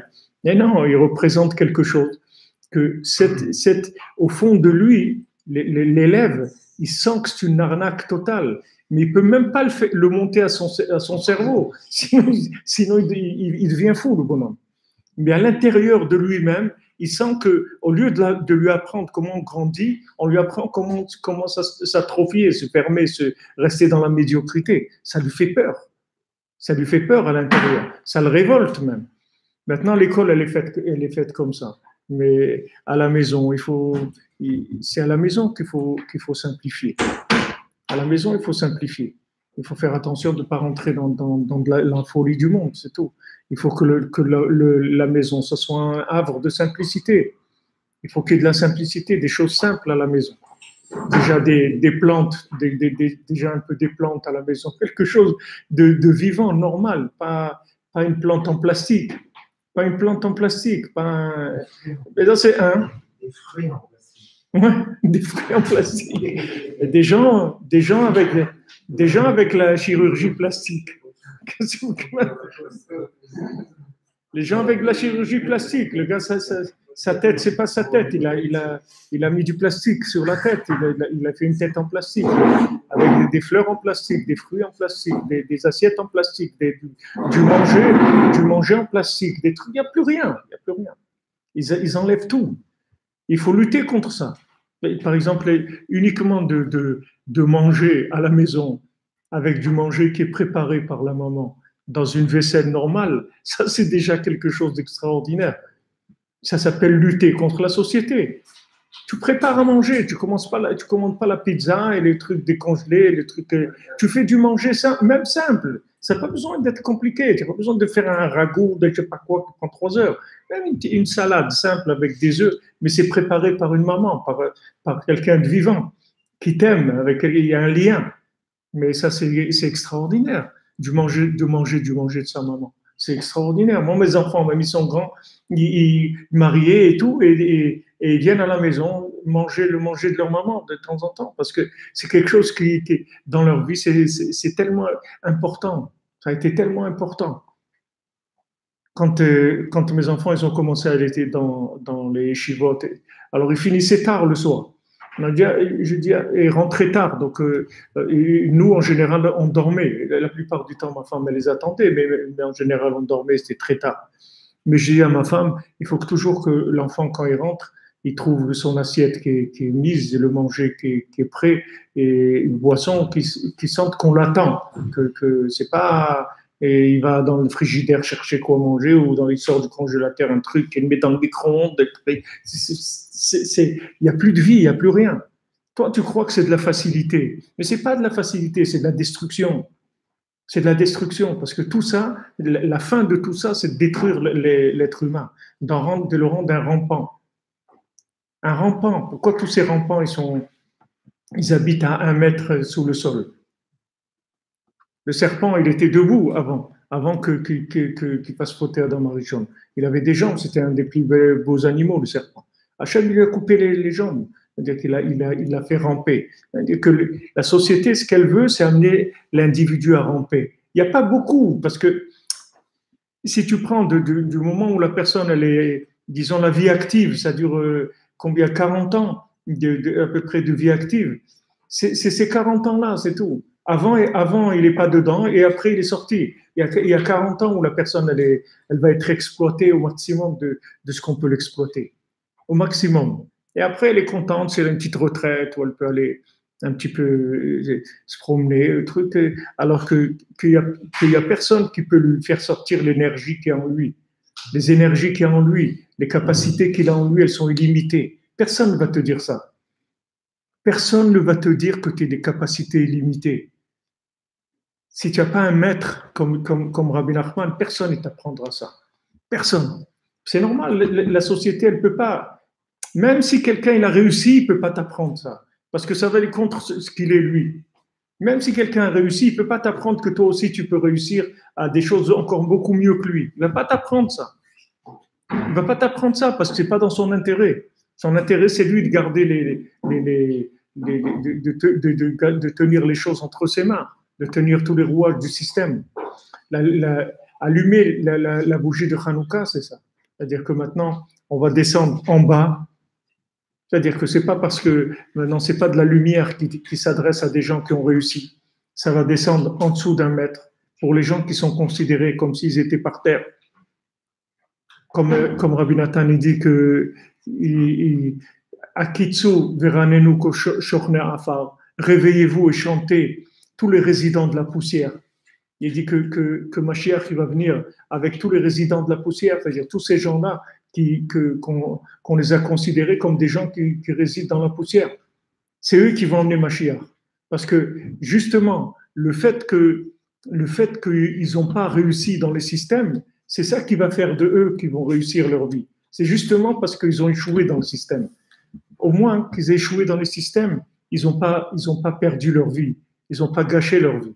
Et ceux-là, ils sont sensibles à la vérité. Vous voyez dans les contes, dans le Baal Tefila, il vient parler aux gens qui sont tombés dans l'idolâtrie de l'argent. Alors, il rentre dans le pays, le Baal Tefila, il essaye de parler avec les gens, il voit qu'ils sont complètement dans un autre monde. Ils vivent avec celui qui a beaucoup d'argent, c'est un dieu, celui qui a un peu moins, c'est un ange, et celui qui n'en a pas du tout, c'est un animal, c'est une bête sauvage, etc. Alors il voit qu'il ne peut même pas parler avec les gens. Alors, qu'est-ce qu'il fait? Il parle avec les gardiens, les gens qui sont autour, les gardes du pays. Parce que ces gardes-là, comme en même temps, ils sont dehors un peu, ils sont à la frontière, à la limite. Parce que dans le pays, ils ne laissent pas rentrer des gens pauvres, parce qu'ils ont peur que ça les rende impurs. Donc, ils s'enferment dans un pays où il n'y a que des riches, ils ne laissent pas rentrer personne. Donc, ces gens-là qui sont les gardes du pays, ils sont en même temps en contact avec l'extérieur et ils sont en même temps avec l'intérieur. Donc, le Baal Tefila, il leur parle, il parle avec eux. Et il commence à leur dire, il dit, mais c'est quoi ce système d'argent-là, de faire des sacrifices humains? Ils arrivent à la fin, ils font des sacrifices humains. Du mamage, des sacrifices humains. Ils sacrifient des gens pour l'argent. Sacrifier des gens pour l'argent, ils arrivent à ça. On est là-dedans déjà. Et alors, il parle avec lui. Et à la fin, le garde lui dit, et de toute façon, qu'est-ce que je peux faire, moi? Qu'est-ce que je vais faire? Tout seul, je vais pas. Alors, il dit là-bas, Rabbi Nachman, que quand le Baal Tefila, il entend ça, déjà, ça lui a donné de la consolation. Du fait qu'il dit, et qu'est-ce que je peux faire? Ça veut dire que, ça y est, il y a de la conscience. Il reste de la conscience. Tout n'est pas perdu. Mais qui c'est ce bonhomme-là? c'est un bonhomme qui se trouve dedans et dehors, comme la paracha. Abraham Avinu se trouve Petach Aoel, Kechomayom. Il se trouve à la porte de la tente dans la chaleur de la journée. C'est-à-dire, il a une partie qui est dehors et une partie qui est dedans. Rabbi Nathan dit, ça s'adresse aux gens à qui? À des gens qui ont un côté, qu'ils ont tous les plaisirs et les désirs de ce monde qui les brûlent, c'est le côté extérieur. Et d'un autre côté, ils sont à l'intérieur, c'est-à-dire, ils sont dans la conscience de la vérité. Ils sont entre les deux mondes. C'est ces gens-là qu'on va utiliser pour amener le Mashiach. Ce n'est pas les gens qui sont dedans. Les gens qui sont dedans, ils ne vont pas être utilisés pour... Parce que les gens qui sont dedans, ils vont rentrer dans des fantasmes totaux. Ils vont être complètement dans le fantasme parce qu'ils vont déconnecter avec la réalité. Et les gens qui sont dans la réalité, ils vont tomber complètement ils vont réussir dans cette réalité, soi-disant, qui est complètement fictive. Ils vont réussir là-dedans. Eux aussi, ils vont se déconnecter de la vérité. Il va rester que ces gens-là qui sont en fait ambivalents, qui vivent entre deux mondes. C'est ceux-là qu'on va utiliser pour emmener la Géoula. Parce que ceux-là, ils sont assez conscients des deux mondes pour qu'on puisse les faire avancer. Donc, Rabbi Nathan dit, c'est ces gens-là qui vont emmener le Mashiach. Comme c'est écrit, il rapporte ça, Emet, mais Eretz Titzmach. La vérité, elle va pousser de la terre. La vérité, elle ne va pas venir des montagnes, elle va pousser de la terre. C'est-à-dire, ces gens-là qui sont par terre, il dit Rabbi Nathan, c'est ces gens-là qui vont emmener la vérité dans le monde. Donc, ne crois pas que si tu n'as pas, soi-disant, réussi dans le système, tu es quelqu'un qui a échoué. Au contraire, si tu n'as pas réussi dans le système, tu vas réussir dans autre chose qui est beaucoup plus grand que le système. Tu vas réussir pour emmener la lumière d'Hachem dans le monde. Tu vas pouvoir t'attacher à Hachem, attacher au tzadikim, aller à Ouman, faire Idbodedou, des choses comme ça, que ces gens-là, jamais de leur vie, peuvent faire ça. Ils ne peuvent pas faire ça parce qu'ils sont dans des mondes qui sont complètement fantasmés. Il y a rien il reste plus rien de simple. Quelque chose de simple, un repas, une prière, une étude simple, des choses simples. Ils ne sont pas capables de faire ça. Regardez ce qu'on fait là. On est en train d'étudier à 4 heures du matin, à 5 heures du matin, à 3 heures du matin. Ça, c'est quelque chose de simple. Ça, qu'est-ce qu'il y a pour faire ça? Il n'y a rien du tout. Qu'est-ce qu'il y a besoin? Se lever, c'est d'étudier, c'est tout. Il y a besoin aucun outil, de rien du tout. Et vous voyez ça, c'est les choses les plus élevées qu'il y a dans le monde. Si vous attachez à ça, vous allez vivre les plus grands bonheurs qui existent sur cette terre. Il n'y a pas un plus grand bonheur que ça, que de se lever la nuit, avoir un rapport avec Dieu, parler avec Dieu, réfléchir un peu à sa vie, étudier un petit peu. Il n'y a pas un plus grand plaisir dans le monde que ça. Il n'y a pas un plus grand plaisir. Les Sfarim me disent que si tu fais ça, le paradis, tu n'as pas besoin d'aller au paradis, tu vas le vivre ici, le paradis. C'est pas quand tu iras au paradis, tu auras le paradis. C'est ici que tu vas voir le paradis. Parce que c'est quelque chose extérieurement.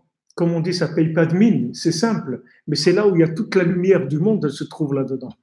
Elle se trouve dans cette obscurité-là. Quand tout le monde dort, quand tout le monde est épuisé, tout le monde a fini sa consommation, tout le monde est tombé, il a vu tellement de films qu'il n'en peut plus, il s'endort, il est sorti, il a fait ce qu'il... Ok, il tombe. Alors à ce moment-là, ça commence. C'est là où la vie, elle commence. La vraie vie, elle commence à ce moment-là. Combien le Zohar, combien Rabbi Nachman, combien il parle des gens qui se lèvent la nuit comme ça pour avoir un contact avec Dieu. Et c'est simple. Il n'y a rien besoin. Il y a besoin de rien, aucune condition spéciale. Il n'y a pas de besoin que il faut construire des trucs et faire et avoir. Il y a simple. Il n'y a pas besoin. Juste, voilà, quelqu'un il se lève la nuit. Il dit, uniquement quelqu'un qui se couche tôt, il se lève la nuit. C'est une autre personne complètement. Vous allez vivre dans un autre monde. Si vous vous couchez tôt et vous vous levez dans la nuit, vous allez vivre dans un autre monde complètement. Vous allez voir tous les gens comme des zombies dans la journée. Vous allez marcher dehors, vous allez voir que des gens qui sont complètement électrocutés comme ça. Des gens qui sont allumés dans leur truc, qui se disputent parce que l'autre lui a pris sa place et l'autre truc. Et l'autre, que des fous. Vous allez voir que tous les gens ils sont fous complètement. Vous allez voir un monde de fous. Parce que si vous vous levez à ce moment-là, vous allez vers la lumière simplifiée. Cette lumière simplifiée, c'est la lumière la plus forte qui existe dans le monde, parce qu'elle est adaptée à vos récipients. C'est-à-dire que vous pouvez la vivre avec du bonheur, avec de la joie. Ce n'est pas une lumière qui détruit. Et le monde, toute la journée, il cherche la lumière, parce que la lumière, c'est la vie. Tout le monde cherche la lumière, mais il cherche la lumière qui détruit. C'est vrai qu'il y a une flamme. Et cette flamme, des fois, chez eux, elle peut être plus forte même que chez moi. Seulement, ce qu'il faut regarder, c'est la fiole. Elle va se vider, la fiole. Lui, il utilise une flamme qui va vider la fiole. Moi, j'utilise une flamme qui ne va jamais vider la fiole. La fiole, elle va rester intacte.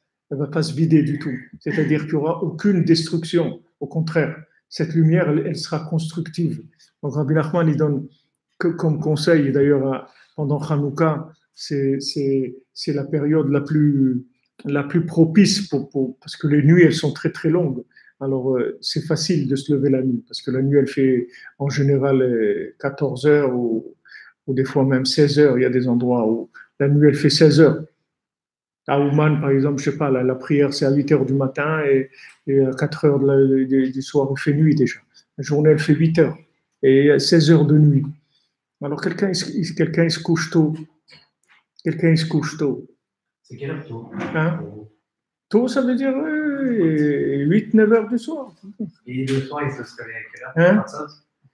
L'idéal, c'est de se lever à Khatsot, mais c'est-à-dire 6 heures après le tomber de la nuit. Mais si maintenant quelqu'un n'arrive pas, le principal, c'est qu'il se lève avant qu'il fasse jour, avant que ça commence avant qu'il fasse jour, qu'il ait un peu d'avance par rapport à la folie du monde, c'est tout. Des amis qui, quand je parle de Korefi, ils disent mais t'as un fou, pourquoi 2 heures du matin? Je ne sais pas répondre. Je ne sais pas pourquoi, qu'est-ce qu'il y a. Ben voilà, tout ce que j'ai expliqué depuis 1h25, c'est ça. Expliquer pourquoi. Pourquoi des zombies? Je me dis bien, c'est la 2 heures. 2 heures. Pourquoi 2 heures? Non, mais on va expliquer pourquoi. Les gens, ils sont programmés, ils ne sont pas simples. Ils sont programmés dans la vie comme ça. Parce que c'est normal. Les gens, normalement, c'est normal de ne pas être debout la nuit, normalement. C'est pareil. Mais de regarder la télé jusqu'à minuit, c'est normal? Est-ce que ça, c'est normal? Hein? 1h30. De regarder la télé jusqu'à 1h30 du matin, c'est normal?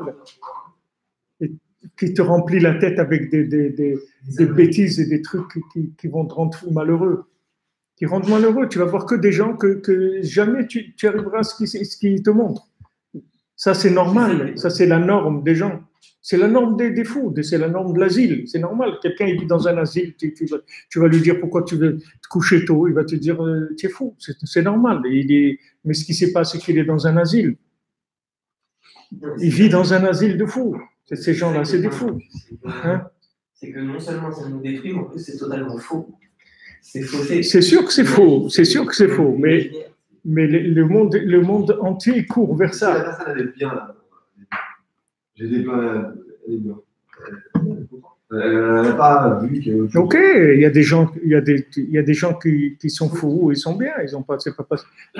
Quand est-ce que tu commences à ne pas être pas bien? C'est le jour où tu réalises que tu es fou. Tant que tu es fou, il n'y a pas de problème, tu n'as aucun problème. Tant que tu vis dans la folie, tu es content, il n'y a aucun problème. Le problème, c'est le jour où tu vas te réveiller. Un jour, tu vas te réveiller. Un jour, tout le monde se réveille. C'est seulement, après, c'est dur. C'est dur quand la personne elle prend conscience de ces choses-là. C'est très, très dur. Il y a des gens, ils n'ont jamais voulu avoir des enfants, ils ont voulu profiter de la vie, etc. Ils ont dit pourquoi se marier, avoir des gosses, ça nous empêche de partir en vacances, on peut pas profiter de la vie, etc. Mais quand ces gens-là, ils arrivent à 70 ans, ils vont comprendre ce que ça veut dire, ils n'ont jamais voulu avoir des enfants. Ils vont comprendre qu'est-ce que c'est. Quand ils finissent, après, tu vois comment la personne elle finit. C'est la fin qui compte. C'est pas il y avait un Breslever comme ça qui était comme ça. Il se levait la nuit pour étudier jusqu'au matin. Il était pauvre et il était très pauvre. Il est tellement pauvre qu'il n'avait même pas de quoi s'acheter une ceinture. Il faisait sa ceinture avec de la paille.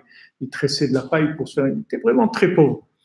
Alors, quand il est décédé, à son enterrement, qu'est-ce qu'il y avait? La famille, ils étaient quelques personnes, c'est tout. Alors, il y avait quelqu'un là-bas qui a dit, regarde, un homme comme ça, de cette grandeur-là, regarde qui est-ce qui est à son enterrement. Regarde. Alors, il y avait un rave là-bas, il lui a dit, ce qu'il faut que tu vois, c'est pas les gens qui l'accompagnent, c'est les gens qui viennent le chercher de l'autre côté. C'est ça qu'il faut que tu vois. C'est pas ceux qui l'accompagnent ici. Il y a des gens qui sont accompagnés par beaucoup de monde ici. Derrière, c'est des crocodiles qui viennent les chercher. C'est pas des... Et il y a des gens, tu vois ici, ça, comme ça, juste, on arrive à trouver un petit minyan, 10, 15 et tout. Mais de l'autre côté, ils ont des hordes, des hordes d'anges positifs qui viennent les accueillir pour voilà les gens simples. Les gens simples. Tu vois, le Rabbi Nathan, il appelle le Tam Akadosh, l'homme simple, saint, c'est un homme saint. Et il est simple, il n'est pas doué, et il est simple, et il arrive à des niveaux extraordinaires. Mais il appelle l'homme saint. Ce qui compte, c'est pas le nombre de gens qui vont donner leur acquiescement sur la vie. Ce qui compte, c'est combien il y a de vérité dans cette vie-là. Mais bien sûr, tant que tu te rends pas compte. Alors, tu te rends pas compte, mais nous, on est là pour ça, parce que quand on se lève et qu'on étudie, c'est pas uniquement pour nous. C'est pas uniquement pour nous. C'est que chaque fois qu'on va se lever, la nuit, qu'on va étudier, on va réveiller des gens. Il va y avoir des gens dans le monde qui vont passer de l'obscurité totale à une obscurité moins grande. C'est-à-dire qu'ils vont commencer à sentir un petit malaise dans leur vie. Ce petit malaise-là, il va les amener à chercher quelque part, à aller dire j'ai besoin de prendre peut-être quelques jours de vacances, ou il va commencer à sortir un petit peu de la... Excusez-moi, je vous coupe, parce que moi, en fait, pendant un petit moment, justement, moi, j'étais dans, je vais dire, socialement, c'était pas évident. Et moi, je ressentais, en fait, cette chose, en fait, intérieure moi. Socialement, je me sentais pas à ma place, je me sentais comme en bas, en fait. Oui. Comme dans l'obscurité. Et pour en venir à ce que vous dites, en fait, après, je sais pas si c'est question de soi ou je sais pas si c'est question de la société ou j'en ai aucune idée, mais après, c'est en fait, tu reçois des choses comme là, ce que vous dites, là, les petites choses qu'on envoie aux personnes qui sont vraiment en bas. Moi, ces choses-là, en fait, des fois, moi, je les recevais, ça veut dire des fois, je pouvais vivre comme ça pendant 1 an, je suis tranquille, je suis juste un livreur comme ça, mais il y a des fois, en fait, je recevais des choses où je me dis que c'est pas ça que je dois faire, en fait. Je peux pas, en fait, j'ai pas ma place ici, en fait. Je recevais des petits appels, mais c'est des choses qui me touchent vraiment au fond de moi, et c'était des trucs vraiment néants, en fait, mais qui me touchaient vraiment. Et c'est là que je me dis que on n'a pas besoin d'être, on va dire, en bas pour se dire qu'on est en bas. En fait, il y a des fois où tu es dans un stade où tu te sens bien, mais en fait, tu sais que c'est pas là, en fait, où tu dois être, en fait. Et là, tu as des appels. Et c'est là que tu te dis, mais pour ça, tu n'as pas besoin d'être dans la drogue et dans les autres choses et tout, de la vie et tout. Mais que voilà, quoi, en tant que. Après, je ne sais pas si c'était une classe sociale parce que je me sentais bas au niveau des gens parce que j'étais juste un simple livreur qui apportait des pizzas aux gens et je me sentais vraiment en bas.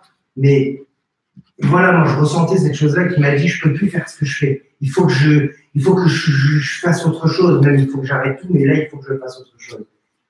Et voilà, quoi, et c'est pour en venir à votre fait qu'il ne faut pas non plus se dire, il ne faut pas être par terre carrément collé au sol pour se dire qu'on est en bas. Quoi. Et des fois, tu es en bas, tu vis, ça ne dérange personne, mais c'est toi, des fois, ça te pique, en fait, il y a des trucs qui... Mais si tu réponds aux appels, alors je n'ai pas besoin de descendre plus bas.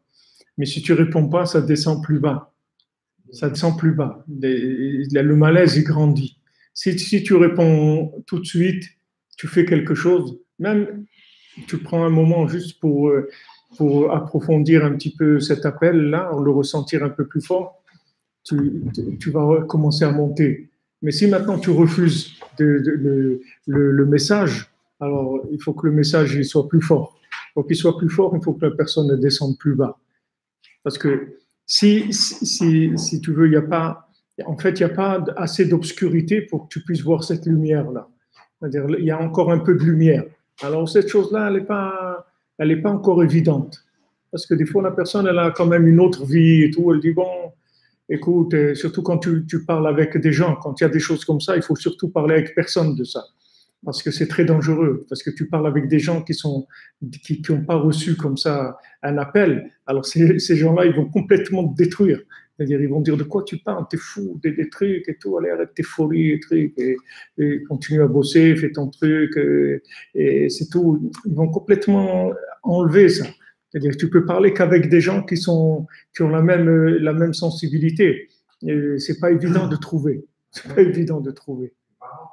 Des parents, des fois les parents, ça dépend. Des fois les parents encore ils sont complètement dans la société. Ça dépend du lien qu'il y a, du lien qu'il y a des fois avec le papa, des fois avec la maman, des fois avec un frère, des fois avec un cousin, des fois un ami, des fois avec l'épicier, des fois avec le boucher, avec n'importe qui. Des fois tu sens que ces gens-là aussi, c'est des gens qui se posent des questions sur la vie, qui sont pas sûrs que c'est comme ça que ça doit être.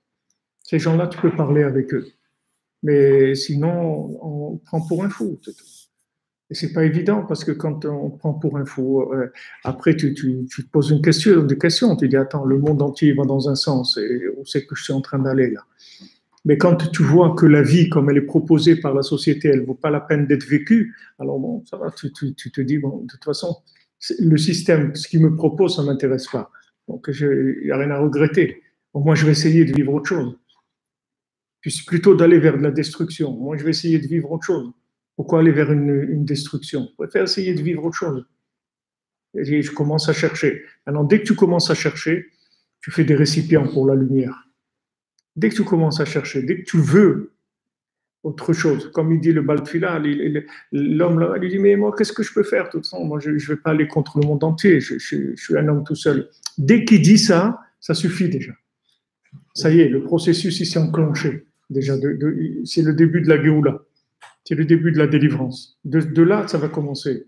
Le système, il va commencer à s'auto-détruire. C'est-à-dire, le mensonge, il va s'auto-détruire.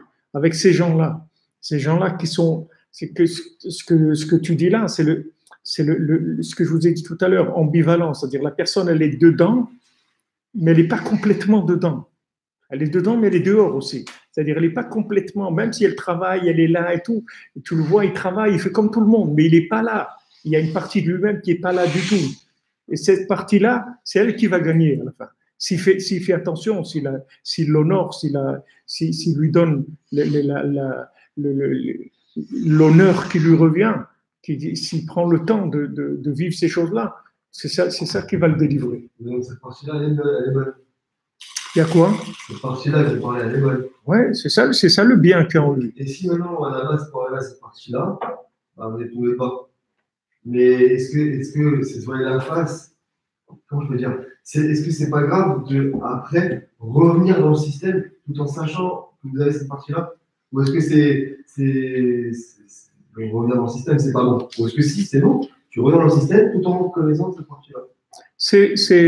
C'est écrit, on dit dans Shetraïl, on dit c'est-à-dire sa bougie, sa flamme, elle ne s'éteindra pas dans la nuit. Rabbi Nachman dit, si quelqu'un il a goûté à la vérité, même si après il retombe, ça partira jamais. Ça peut jamais partir. Jamais ça partira. Quelqu'un qui a été à Oman, par exemple, Rabbi Nachman, jamais il va le laisser. Jamais. Il ne pourra plus jamais vivre. Il ne pourra jamais devenir un esclave de la société. C'est terminé. Terminé. N'importe quoi qu'il fasse dans sa vie. Même s'il a le comportement vraiment d'un esclave. Par exemple, moi, je travaille des heures parce que je n'ai pas le choix. Je cours comme un fou, mais je sais. C'est pas important. C'est pas important. Maintenant, tu te trouves là-bas. Parce que Hachem, il veut que tu sois là-bas, c'est tout. C'est complètement différent. Tu n'es pas là-bas parce que tu es un esclave. Tu es là-bas parce que tu es en mode opératoire. Tu travailles là-bas. Tu as besoin d'être là. On a besoin que tu sois là-bas. C'est pas du tout la même chose. Tu te trouves avec quelqu'un à côté de lui. Un, il est là-bas parce qu'il est un esclave, et l'autre, il est là-bas parce qu'il est un envoyé de mission. Il est chargé de mission. Et quand tu vas finir cette mission, on va te mettre dans autre chose. En fait, ce que vous dites là, je comprends parce que moi, je me persuadais de ça, en me disant peut-être que je me persuade de ça, mais c'est faux. Je suis en fait un esclave quand même. Et donc là, ça me rassure dans ce que je pensais. C'est... Du moment où tu es attaché à la conscience, tu es attaché à la conscience du monde. Tu es attaché au tzaddik, Rabbi Nachman, tu fais un peu de Bodedut, le Tikkun HaKlali, Ouman, des choses comme ça. Tu es attaché à la conscience de la vie. Cette conscience de la vie, elle ne te laissera jamais. Elle te laissera jamais. Pourquoi le peuple juif, il est là aujourd'hui? Pourquoi nous, on arrive à être là et à continuer à vivre comme ils vivaient nos ancêtres, dans les valeurs de nos ancêtres, avec les tefilés, le Shabbat, la kashrut, tout ça. Comment on tient ça? Parce qu'il y a une conscience en nous qui est indestructible. On ne peut pas détruire ça. C'est indestructible. Tu ne peux pas détruire cette conscience-là. Et qu'on est hors aussi un peu de la pensée des autres nations. On est hors aussi de la pensée de la façon de faire, on va dire, des autres nations aussi. C'est-à-dire, au lieu de s'adapter, etc., on garde vraiment les traditions premières, etc. C'est surtout le Shabbat. Si quelqu'un garde Shabbat, c'est le plus important. Parce que le Shabbat, il te sort du système. Le Shabbat, c'est de l'antisystème. Le Shabbat, il n'y a plus rien. Il n'y a plus rien qui a de la valeur de ce monde-là, de ce système. Tout ce mensonge-là, il n'a plus de valeur. Et ça, c'est un repos de l'âme, c'est-à-dire tu redonnes de l'énergie à l'âme. J'ai vraiment envie, je sais que je ne peux pas, j'arrive pas à dire que c'est facile, donc je pourrais le faire. Mais je ne sais pas. Ah ben, tu fais un petit peu, tu commences un petit peu, tu fais un petit peu. Hein, tu n'as aucune réponse. Tu fais un petit peu. Ce qu'il a posé comme question, personne n'a répondu. C'est-à-dire, il a dit qu'il était au plus bas, ok, on parle, qu'il est personne, qui lui a donné le conseil, personne. S'il parle avec des gens mieux, il passe pour un idiot. Donc, il n'y a rien, personne, il n'y a que lui qui peut sortir tout seul. Personne ne peut le là, tu parles, même s'il a répondu, tu n'as pas répondu. Oui, mais intérieurement, moi, c'est quoi qui m'intéresse pour nous décider, parce qu'on en parlait. Le monsieur nous disait, en fait, que nous, si on est là ce soir, c'est pour envoyer des appels aux gens qui sont dans l'obscurité, dans les ténèbres. D'accord. C'est comme ça que les gens ils vont recevoir des appels. Je gagnais ma vie, je mangeais caché, tout allait bien. Et des fois, je recevais au profond de moi des appels, des choses qui m'arrivaient. Et pourtant, il n'y avait rien d'exceptionnel. C'était des choses qui me disaient, ici, t'es en bas, t'es pas où tu dois être. Qui t'a fait monter un peu? Ben, les choses qui, de l'intérieur, des n'importe quoi, des petites choses. Ça peut être un mec qui klaxonne au volant de sa voiture, qui me dit, ah, les livreurs, le Mongolien. Et là, tu vois, tu dis, putain, excusez-moi. Une fois, c'est des trucs, et c'est pas ça, hein, c'est pas un mec qui va, tu vas lui ramener sa truc, qui dit, t'as vu la gueule de la putain, tiens, c'est pas ça, c'est des petites choses, mais vraiment bidons, qui vont te faire justement, du jour au lendemain, tu vas dire, c'est fini, quoi. Là, je vais monter ta phrase, et ça ne doit pas être dur. Après, non, le point de départ, il n'est pas dur. Le point de départ, il n'est pas dur. Pourquoi? Parce que si tu étais au point le plus haut, tu t'en peux combattre, t'es mort. Peut-être qu'une personne qui est tout en bas et qui monte au point où j'étais, peut-être que pour lui, ça sera son summum, mais après, chaque chose est comme, c'est comme tout. On vient vous chercher, on vient tout le temps, Hachem, il vient chercher chacun là où il est. Il y a tout le temps des appels. Chacun reçoit des appels. Non, par la force des choses, voilà, peut-être effectivement, on va dire Hachem, mais à un moment donné, bien sûr que la personne s'en sort un peu. Si vous en sortez au bout de 6 mois, vous dites on est venu me chercher au bout de 6 mois. Si vous en sortez au bout de 10 ans, vous dites on est venu me chercher au bout de 10 ans. Non, mais ça dépend votre. Ça dépend votre. Quand on l'écoute, on l'entend, on voit bien qu'il a envie de s'exprimer, dire des trucs qu'il a ressentis, que c'était douloureux, etc. Donc si c'est juste pour dire, bon, effectivement, non, si c'est pour dire, effectivement, ouais, bon, face à des personnes, ils ne comprendront pas parce qu'ils sont au-dessus, etc. Personne ne comprend rien, personne ne va l'écouter. La seule personne qui peut l'écouter, c'est les personnes qui sont au même niveau, au même moment. L'histoire, elle s'arrête. Non, ou à un niveau supérieur aussi. Ouais. Mais celui qui est au niveau supérieur, à un moment donné, soit il écoute et il fait en sorte qu'il a écouté, soit il dit il est fou. Non, il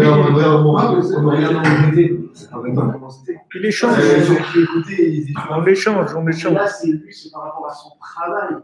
Donc, de se battre le matin, se réveiller, rester toujours au point le plus bas, ne pas avancer, pas grandir, rien. Il n'y a personne qui l'a écouté. Bah si, parce qu'il y a un mec, un livreur, il va être avec lui, il va parler de la même chose, il va dire autre chose. Non, mais en fait, moi j'en reviens juste, en fait, j'ai dit ça en fait, parce que justement, le rap disait que ce qu'on faisait ce soir, là, à 2h, 3h du matin, c'est justement pour réveiller, entre guillemets, c'est ce que j'ai compris, hein, il y a une échalote un petit peu égarée, on va dire, parce qu'à cette heure-ci, c'est entre guillemets les ténèbres des obscurités. Et moi, ce que je disais, c'est que, et le monsieur a dit, c'est qu'eux, ils reçoivent une sorte d'appel, des petites choses qui leur rappellent que c'est pas leur monde où ils sont. Même s'ils vivent, ils gagnent leurs sous, ils font ce qu'ils ont à faire, ils ont des appels, des choses. Ça peut être, je sais pas moi, n'importe quoi. Un mec qui lui dit une poubelle qui s'ouvre, un truc qui tombe, n'importe quoi. Qu'il y a des signes qui font que il y a des fois où tu dis t'es pas où tu dois être. Des fois, c'est juste au-dessus. Ça ne veut pas dire que tu dois devenir, je sais pas. Il t'envoie juste des messages. Le reste, il ne peut rien faire. Oui, mais il y a Moi, dormir 1h30, je dors. 3h du matin, souvent dans ma vie, j'ai 53 ans, j'ai souvent été dehors à 3h du matin. D'accord? Et je dormais avant et je ne vois pas les gens comme des zombies la journée. Après, ça dépend comment tu les vois. Non, mais ça dépend comment vous vous levez. Voilà. Pourquoi vous vous levez? Non, mais ça veut dire, voilà. C'est pas uniquement le fait de se lever. Il y en a qui se lèvent pour aller à la pêche aux truites. Non, mais tout à fait, c'est ce que tu dis, c'est tout à fait ce message-là que je veux faire passer, c'est de ça qu'on veut parler. C'est-à-dire que d'avoir, comme il donne un exemple ici, quelqu'un, c'est comme un arbre, il a des racines très profondes et de l'extérieur, c'est un arbre, c'est tout, mais il va chercher très loin ce qu'il fait. Alors le fait que maintenant on a des points d'attache qui sont forts au niveau de la conscience, des points d'attache qui sont forts, ça va développer des appels de plus en plus clairs. Les appels, ils vont devenir de plus en plus clairs. On voit dans les contes le fils de l'esclave, le fils de la servante et le fils du roi. C'est-à-dire qu'ils ont été inversés. Ces deux bébés, on les a inversés. On a mis le prince dans le berceau du fils de la servante et vice-versa. Et eux, ils grandissent les deux dans des mondes qui sont complètement opposés à ce qu'ils sont. Et d'ailleurs, ils vont se retrouver, leur chemin, ils vont se croiser après. Parce que le fait qu'on les a mélangés, qu'on les a inversés, ça va amener quelque chose d'extraordinaire, c'est qu'ils vont se retrouver en fait. C'est-à-dire, ils vont se retrouver. C'est comme si vous êtes au 3e étage et vous appelez l'ascenseur et celui qui sort, vous ne savez pas s'il monte ou s'il descend.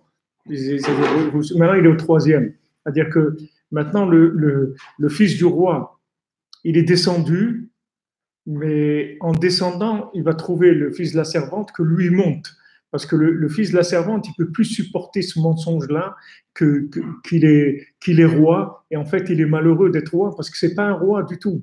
Donc, il n'en peut plus de ce jeu-là. Il n'en peut plus. Donc, il va chercher.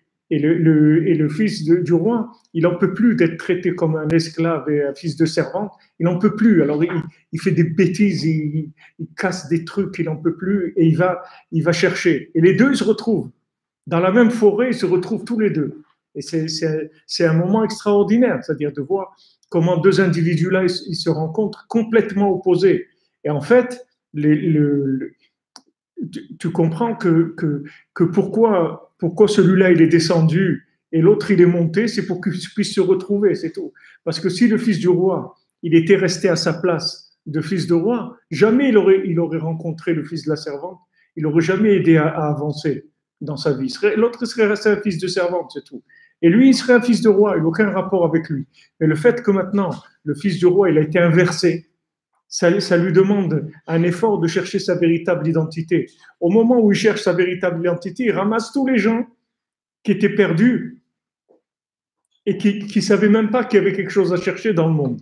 Maintenant, il les rencontre et il les aide à s'en sortir. Est-ce que je vous dis que quand maintenant, tu te lèves la nuit pour avoir un moment de connexion avec Dieu, un moment d'augmentation de conscience, ce moment-là, il va éclairer des âmes, que ces âmes-là, au départ, elles ne savent même pas qu'il y a quelque chose à faire.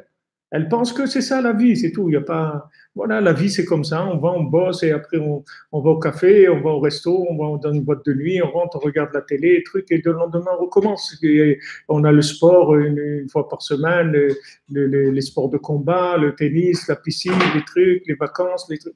Tout est programmé comme ça par des modes de vie.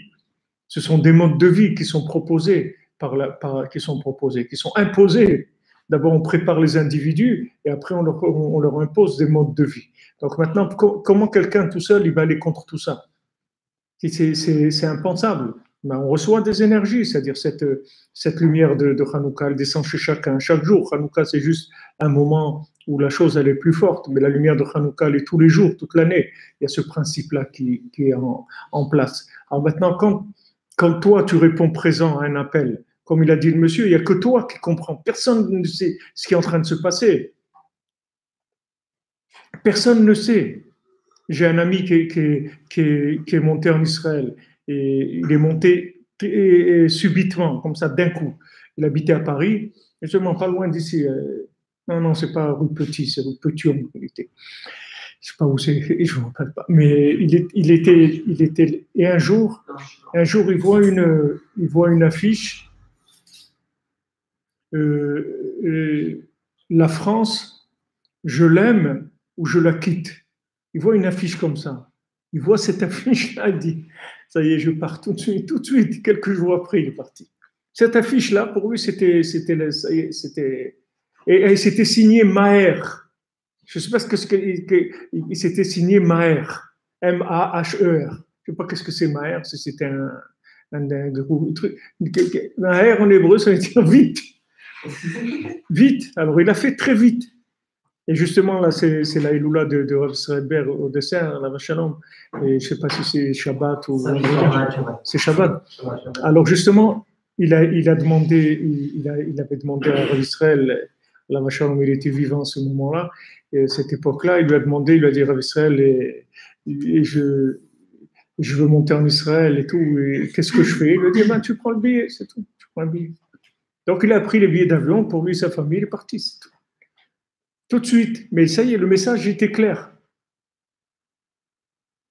C'est comme vous disiez tout à l'heure. Des fois, tu vas voir écrit même un truc qui sort d'une poubelle et c'est écrit « on y va ». Et ça y est, toi, tu sais que ce message, il est pour toi. Maintenant, tous, ils vont passer devant ce truc, ils ne vont rien voir du tout. Mais toi, tu sais que ça s'adresse à toi maintenant. Et si tu réponds présent, on y va. C'est pas les Sahara, Quel est le Théara? Le Théara, tu crois qu'il fait des appels pour aller vers Hachem? Il fait des appels pour aller dans la tombe. Ouais, c'est-à-dire que si maintenant tu as un appel, alors tu réponds présent à l'appel, c'est tout. Si maintenant on vient te chercher, il faut répondre présent. Et si tu réponds présent à un appel, alors après on te donne des appels plus clairs, on t'aide, on crée après des situations, des contextes carrément. Au début c'est des appels, après c'est des contextes qui vont t'aider à faire ce que tu vas faire. Voilà ce qui fait notre ami, cette école où il rattrape ici des jeunes qui étaient dans les yeshivot et qui n'ont pas réussi dans les systèmes, etc., qui sont brisés. Parce que le système, il fait pas de cadeau. Hein. Quand tu n'as pas réussi dans le système, c'est que tu es un raté. Et comment tu vas ces gens-là, tu vas les amener à croire en eux et savoir que c'est pas des ratés du tout. C'est pas des ratés du tout. Les systèmes, ils n'étaient pas adaptés à eux, c'est tout. Mais c'est pas des ratés. Il y a pas quelqu'un qui n'a pas eu le bac, c'est pas un raté. Le bac, ça n'a jamais été un signe de réussite dans la vie. C'est le système qui a fait ça. Il y a beaucoup de gens qui sont milliardaires dans le monde qui n'ont jamais eu le bac. Moi, je connais des gens, ils ne savent même pas écrire. Ils ont des fortunes, ils ne savent même pas écrire. Ils signent un petit dessin comme ça. Ils ne savent pas écrire. Je veux dire, le système, c'est lui qui met ces critères-là. Alors, mais maintenant, il est cruel le système. Si tu n'as pas marché dans le système, si tu es un raté, c'est tout. Tu n'as pas réussi dans les critères.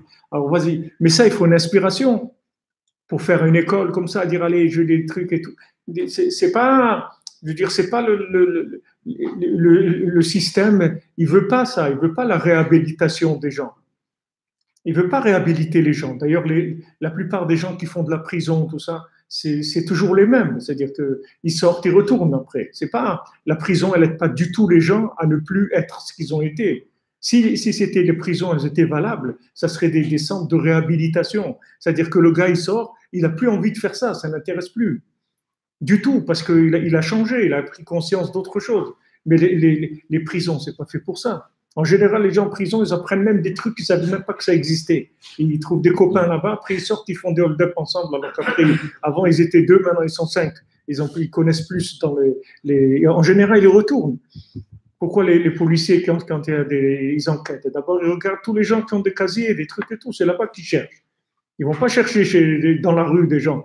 Ils vont voir et ils trouvent toujours un lien avec quelqu'un qui a déjà fait de la prison, qui a des trucs et tout. Parce que C'est des trucs ils y tournent en rond, les gens. Et ça, c'est des produits du système. Qu'est-ce que c'est les prisons? C'est la délinquance, tout ça, c'est des produits du système. Il y a des gens qui sont révoltés contre le système, qui ont dit non, moi je ne suis pas d'accord, etc. Ils ont été faire des... Mais pourquoi ils font ça? C'est parce qu'ils n'ont pas une solution. Ils n'ont pas trouvé la solution. S'ils avaient trouvé la solution, ils n'ont pas besoin d'aller en prison et de faire des bêtises. Ils peuvent construire leur vie. Seulement, il faut les réhabiliter. Réhabiliter les gens, je veux dire, c'est pas un grand honneur. Si vous créez l'ENA, l'école de l'ENA ou HEC ou truc, on va vous dire ouais, super et tout. Mais si tu crées un truc de réhabilitation, tu ramènes les gens à niveau, tu leur donnes juste envie de travailler, tu leur donnes un métier, construire un foyer et tout, bah tu dis c'est pas. Je dirais, le président de la République, il ne va pas te recevoir pour dire ouais, regardez les trucs et tout. C'est pas.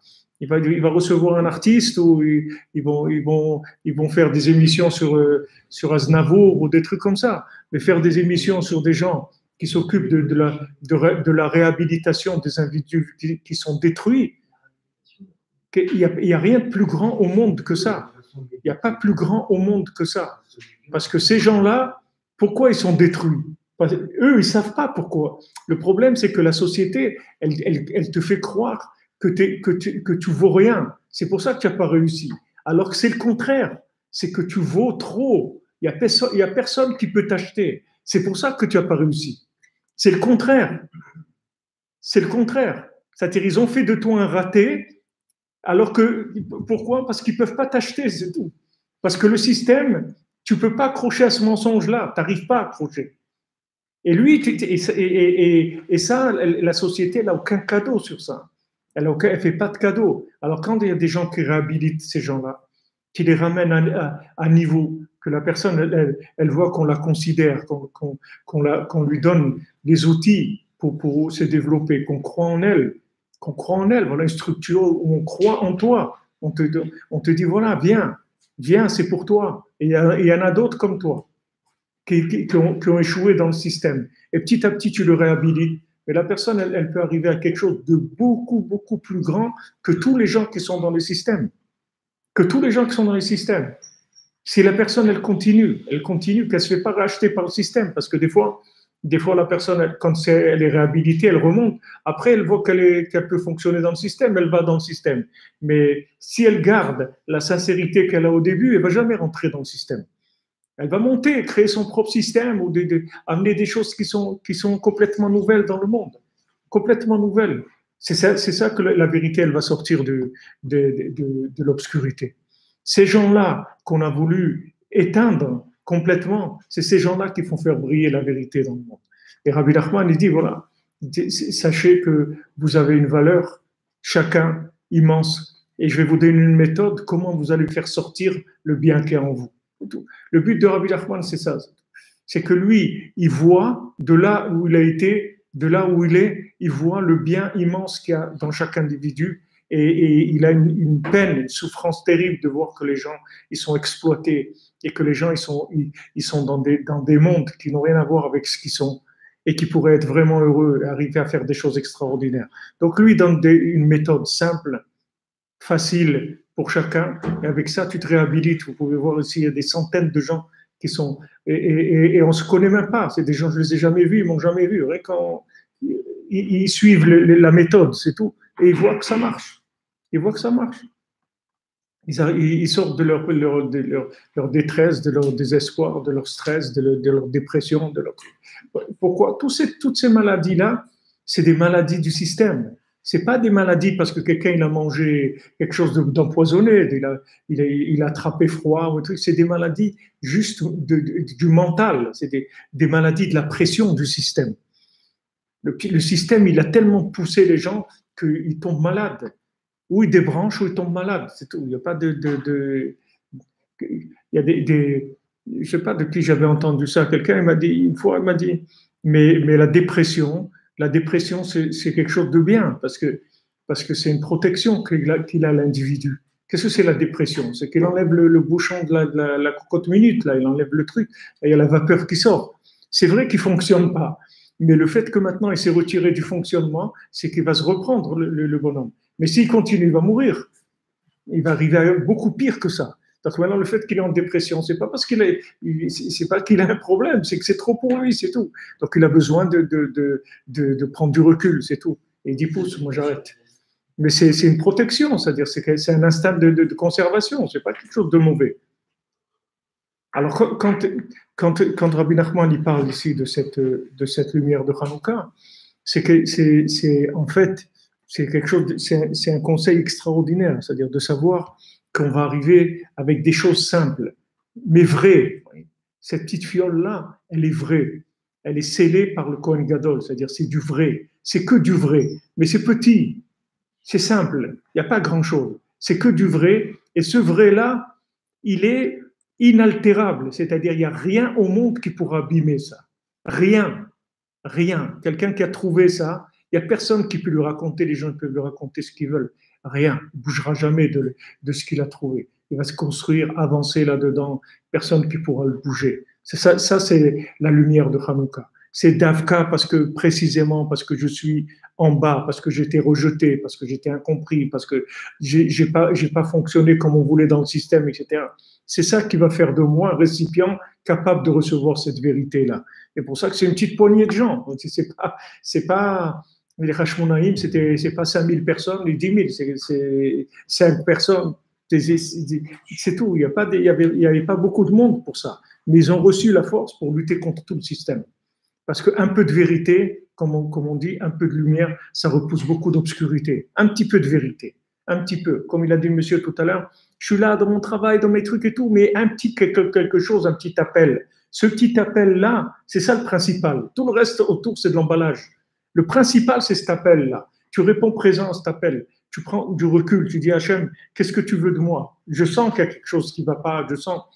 J'aimerais que ça soit plus clair. Tu vas voir, ça va être plus clair. Hachem, il va t'envoyer des rémazim, des allusions de plus en plus claires, présente Hachem. Voilà, on a choisi aussi, pourquoi je choisis le jeudi soir? Justement pour ça, parce que le jeudi soir, c'est déjà le début du Shabbat qui arrive, c'est-à-dire le début du vendredi. Là, on est dans vendredi. Dans le monde, on parle de jeudi soir, mais nous, on est déjà dans la veille de Shabbat, puisque pour nous, la nuit, elle commence. La journée, elle commence au début de la nuit de la veille. Donc, cette partie-là de la nuit du vendredi matin, si on veut, de jeudi dans la nuit, c'est là où la lumière de Shabbat, elle commence à rentrer dans le monde, comme la délivrance qui va venir dans le 6e millénaire. On est maintenant dans le 6e millénaire. Donc, c'est le vendredi, c'est le 6e jour de la journée. C'est déjà le 6e jour de la semaine. C'est là où on reçoit déjà la lumière du Shabbat. Donc, aussi, j'ai choisi ce jour-là. Ça vient pas de moi, c'est pas dire que moi j'ai choisi ça, mais c'est quelque chose qui est conseillé par beaucoup de tzadikim. Rabbi Nathan, il dormait pas. Le jeudi soir, il dormait pas. Rabbi Nachman, c'était le samedi soir qu'il dormait pas. Hein? Il y a beaucoup de yeshivot, on étudie le jeudi soir, c'est connu, c'est une nuit qui branche beaucoup, c'est-à-dire que c'est une nuit comme on disait tout à l'heure, le monsieur qui est à la frontière entre les deux. Alors le vendredi, c'est ça, c'est-à-dire on commence on est dans la semaine encore, mais on commence à toucher le Shabbat déjà, on est entre les deux. Donc c'est un moment propice pour ces messages-là, Bézat Hashem. Alors chez Shabbat Shalom, et que de bonnes nouvelles, et jeudi soir prochain, qu'est-ce qu'on fait? Dimanche, 18h. Alors, déjà dimanche, on fait shiur à 18h. Et après, mais toute la semaine, ça sera à 11h. Et jeudi soir, ça sera ici. Alors, jeudi soir prochain, pareil, présentation à 2h, on fait ici. Les gens qui sont intéressés par le shiur de la nuit.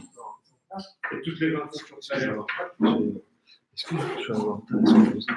Attendez, une minute, Shabbat Shalom les amis, tous ceux qui sont sur le web, merci d'être là.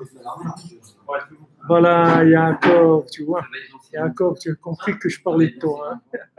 Yaakov, Yaakov, Shabbat Shalom.